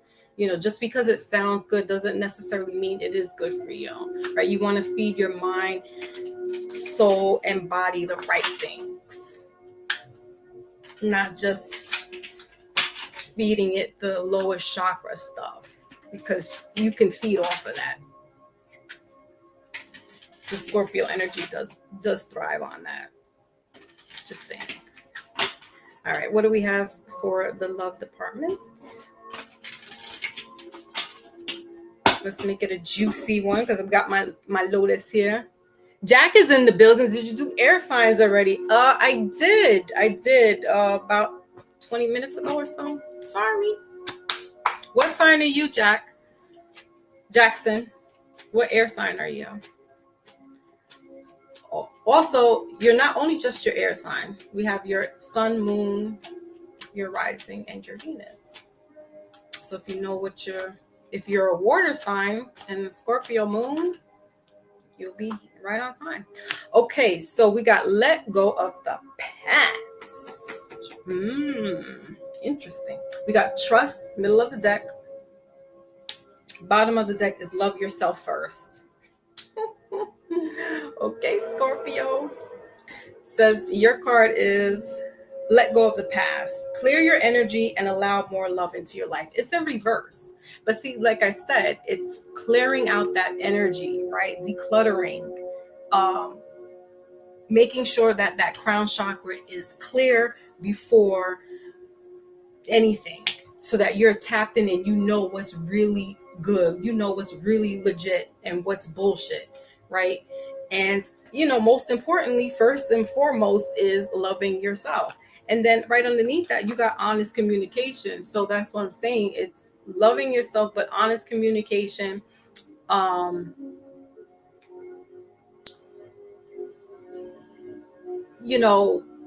Yeah, you know what when bullshit is, and you know when to, like, that's enough, right? You can entertain it, but after a while, like, it's the cat and mouse thing.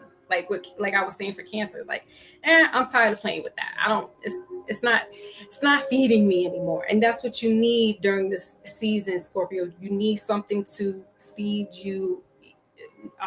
More spiritually, though, is what I'm getting. Not so much on a physical level, not so much, because that's what the devil's asked. That's what the devil wants. The devil wants you to be like this, all penned up, pushed up, while she's like, please. And he's like, no, baby, I'm telling you the truth. And no, right? But loving yourself first and foremost, and having a heart-to-heart conversation with yourself during this time is going to be best for you.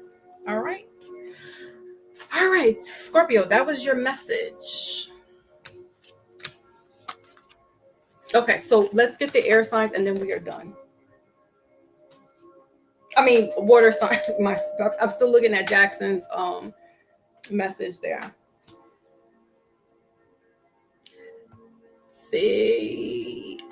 Okay, water signs. So let's get that, and then we are done. Sheesh. I feel so much better now doing the water signs, because it was getting heavy after a while. It was getting heavy. Okay.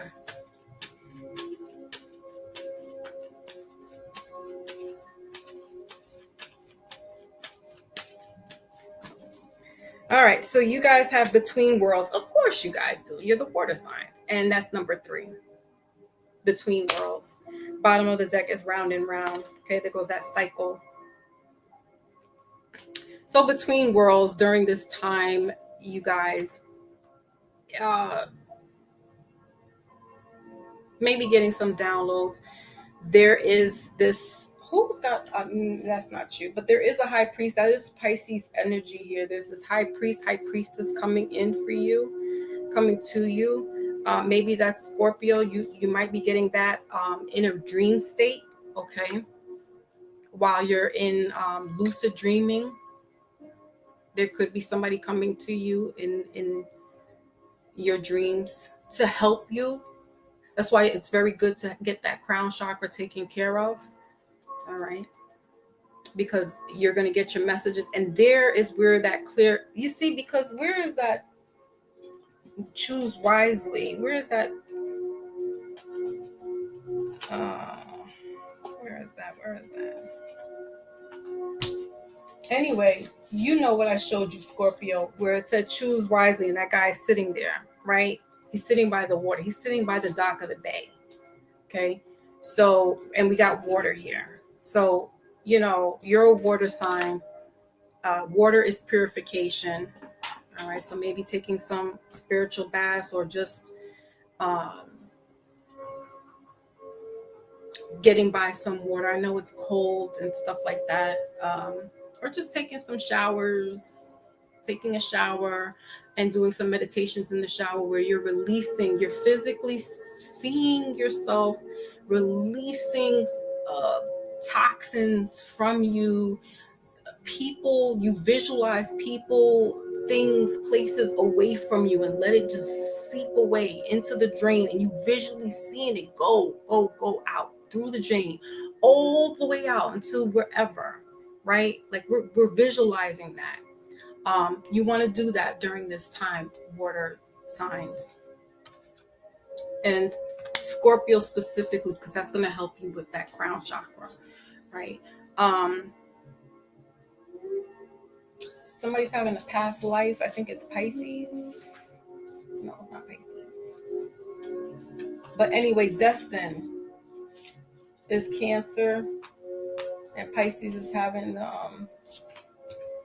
rebirth or whatever. You know, either way, it's like you guys are in tuned and tapped in, and so don't be surprised if there's some ancestors that are coming in during the spirit world. You know, in your sleep cycle. They could be coming in during the daytime as well. So don't be surprised if you see a birds, some weird thing that just is like in your path that is like, that looks very peculiar, and that's not something that normally is there. That is your ancestors. That is your deceased loved ones letting you know we're here. We're, you know, we're guarding you.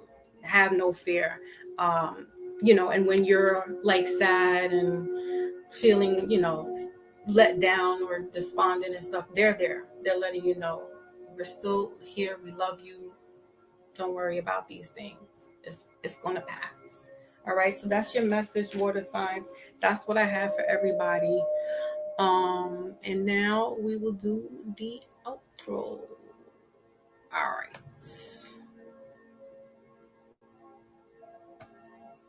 Thank you, my Lotus, for holding it down. Thank you so much. And also to let everybody know as you were coming in and to catch this replay, make sure to hit the like button so that this gets generated throughout the algorithm. And I am still doing personal readings. So if you're interested, you can hit the about note, go into the about section and hit the link to book a reading with me, or you can go to my Instagram page, FoxyMoon_premieres. That's FoxyMoon_premieres. That's the little line underscore. And you can book a reading with me that way. I'm going to be just doing that until the end of the year, the reading. Then I'm going to see what my schedule is going to be come January and stuff, because things are going to be changing again. So we'll you know, I'll keep you guys noticed. And how to find out what changes are going to be happening is you want to go into the post section in my YouTube and see any changes, because I always put up information of what changes are going to be happening to the channel. All right, so definitely check out the post section in the YouTube channel there. Also, I do weekly shorts, so keep that in mind, and make sure you hit the like on those, because those go as well viral in the algorithm. And I think that's it. That's pretty much it. Oh yeah, and I do sell. I have made my own personal oracle deck for those that are interested in getting like an affirmation about. It's a bereavement deck, so people that, if you have a loved one that has passed away and you're dealing with grief, you can also go to my website and purchase a deck to deal with that. And it's a small little deck of like 22 cards, I think.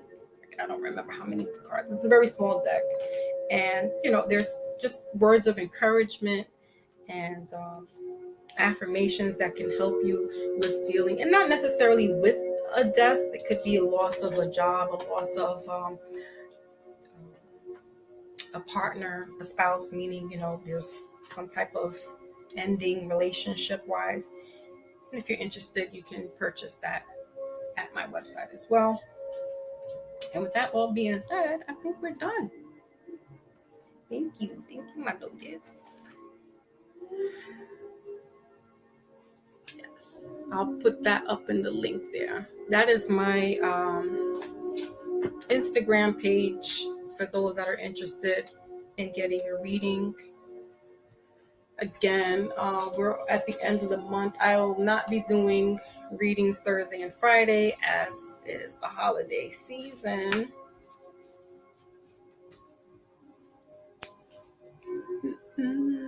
Right. But I generally do readings Thursdays and Fridays from 1 to 6. And that's about it. I've made, now coming up on the new year, again, that's why you need to just be up to date on the post. And if you go to my my Instagram page as well, you'll see my updates for the channel. But I may open up another date. But I need to find out, because there's going to be some changes going on in my home. So I may open up another day. So instead of the 2 days, it'll be 3 days, and it may be like a Tuesday. But I'm not 100% sure. Do not hold me to that. So for right now, it's just 2 days. All right. So I thank you very much. Everybody that stopped by, I appreciate that. To some new faces, or new names rather than see your faces, thank you so much. I clash. Yeah, I know, Lotus. I can't.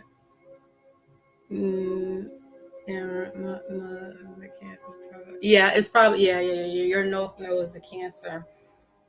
Yeah, because if there's a heavy dominant water in one or the other's chart, it's going to be too much.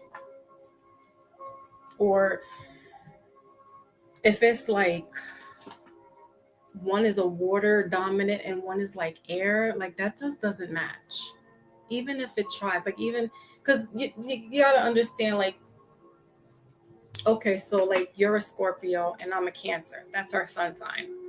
And while on surface it seems great, like we'll get along, it makes sense, or Pisces, they'll say Pisces and Cancer are great signs to get along, the relationship, and it's true. But when we get to know what our when we get to know what the moon sign is, and when we get to know what the Venus is, and that's like, listen, I had to go and reevaluate my chart again, because I needed to know the degrees. I needed to put in the degrees at certain signs that I missed in the houses. Like, it's a whole big thing in the chart too. And I don't know all that about the chart, like when it sextiles and when it's opposite and trine. I'm like, what does that all mean? Right? So freaking, I'm looking at my chart and I'm like, okay, and my chart it's fire, fixed, masculine, but it could flip between masculine and feminine. And then it depends on like the degree of where Cancer is at. And then like my North Node is in Scorpio. So like you and I could essentially like get along, because like your North Node is in Cancer, my North Node is in Scorpio, right? Your sun sign is in Scorpio, my sun sign is in Cancer. So that looks great. Then it's like, okay, well, what is our moon and how does the moon look? And how does our Venus look? Because that's love. And then, and it's like, it's good to know these things with other people, because it would make sense. Like, I think if we knew that stuff about people, we could like really be like, you know what? I don't think, and that it's not only just the chart, right? Like, it's also the upbringing of the person, like what they've been through in their life. But the chart can show us what they've been through, right? So can the numerology. It's almost like predictive, but it just gives us a little heads up, a synapse of what was going on in this, like how they are with their relationship. If they don't tell us, we could just look it up.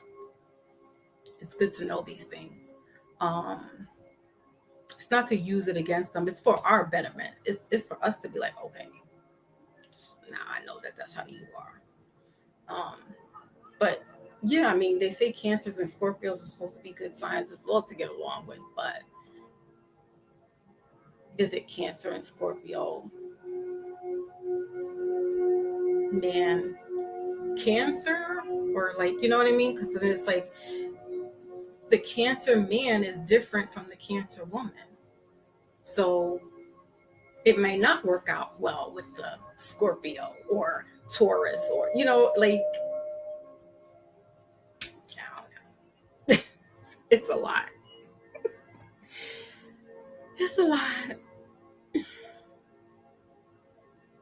Oh, do you? So we are hot-headed, Lotus.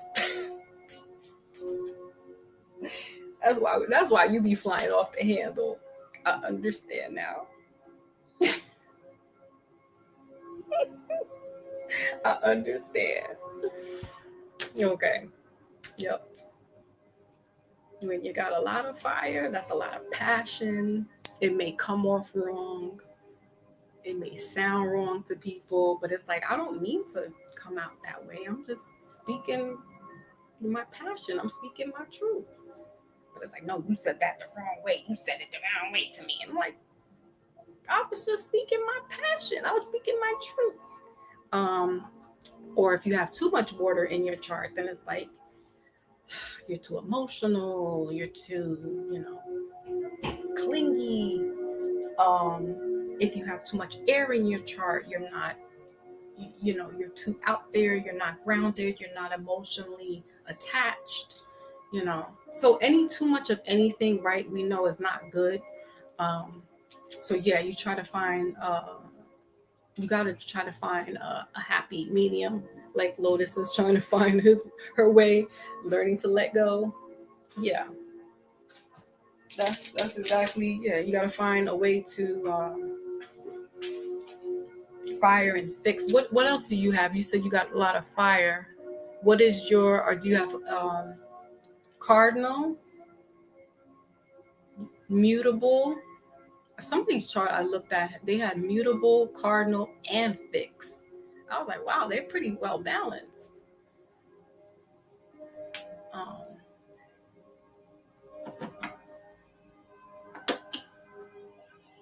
Yeah, I don't know how to read charts, so don't ask for chart readings, y'all. I don't know how to read charts.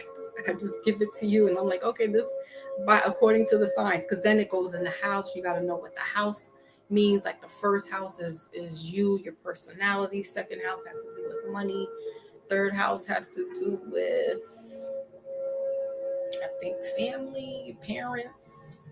Like, it's deep, y'all. It's deep. It's good. Oh, okay. Yep. So that would definitely make sense. Right. We're just passionate. We just, don't let me talk to a water sign. And then they be like, what you said to me was, I'm like, damn. I'm not trying to hurt your feelings. Like I said, I was just talking to my son and my husband earlier, and it was just like, I mean, the yelling that was going on. And I'm like, I'm the last person that be yelling. I'm like, but y'all take me from 0 to 100. Because how many times? But yeah, and fix that energy just stays grounded, right? It just doesn't want to budge too much. But it'll get work done, but it'll do it on its own time. Cardinals will do it because it has to do it. It's the leader. We got to get this done now. We got to do it at any cost. And the mutable will work on it when it's, it'll work on it. The energy of the mutable signs. But yeah, I saw somebody's chart the other day. I think it was yesterday, and it was like mutable. It had all of that in it. And I was like, ooh, wow, okay. It didn't have just one particular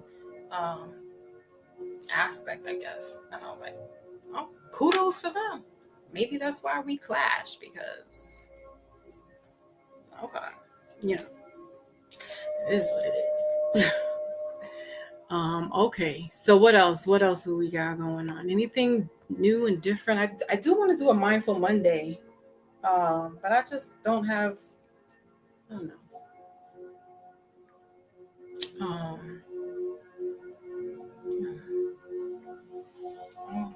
You know me, I don't want to talk about bullshit, gossip. But I do want to have a Mindful Monday. And those will be mindful. But I definitely will put that up in the I'll put that up in the YouTube section. Alrighty, y'all. I appreciate everybody that came by. I really do. Thank you. And be safe out there while you're traveling. Be kind to one another while you're with your family and your friends. I know it's not easy dealing with them all at one time. It's only just one day, or if you're staying with them for the weekend, Wusala. Say your prayers. Don't forget to be thankful for what you have, because people right now don't have what you have. It's a lot worse. And so we should never be ungrateful and, think, this can never happen to us, because, in a blink of an eye, a tower moment can happen. So be thankful for what you have. All right. That all being said, I will catch y'all on the flip side.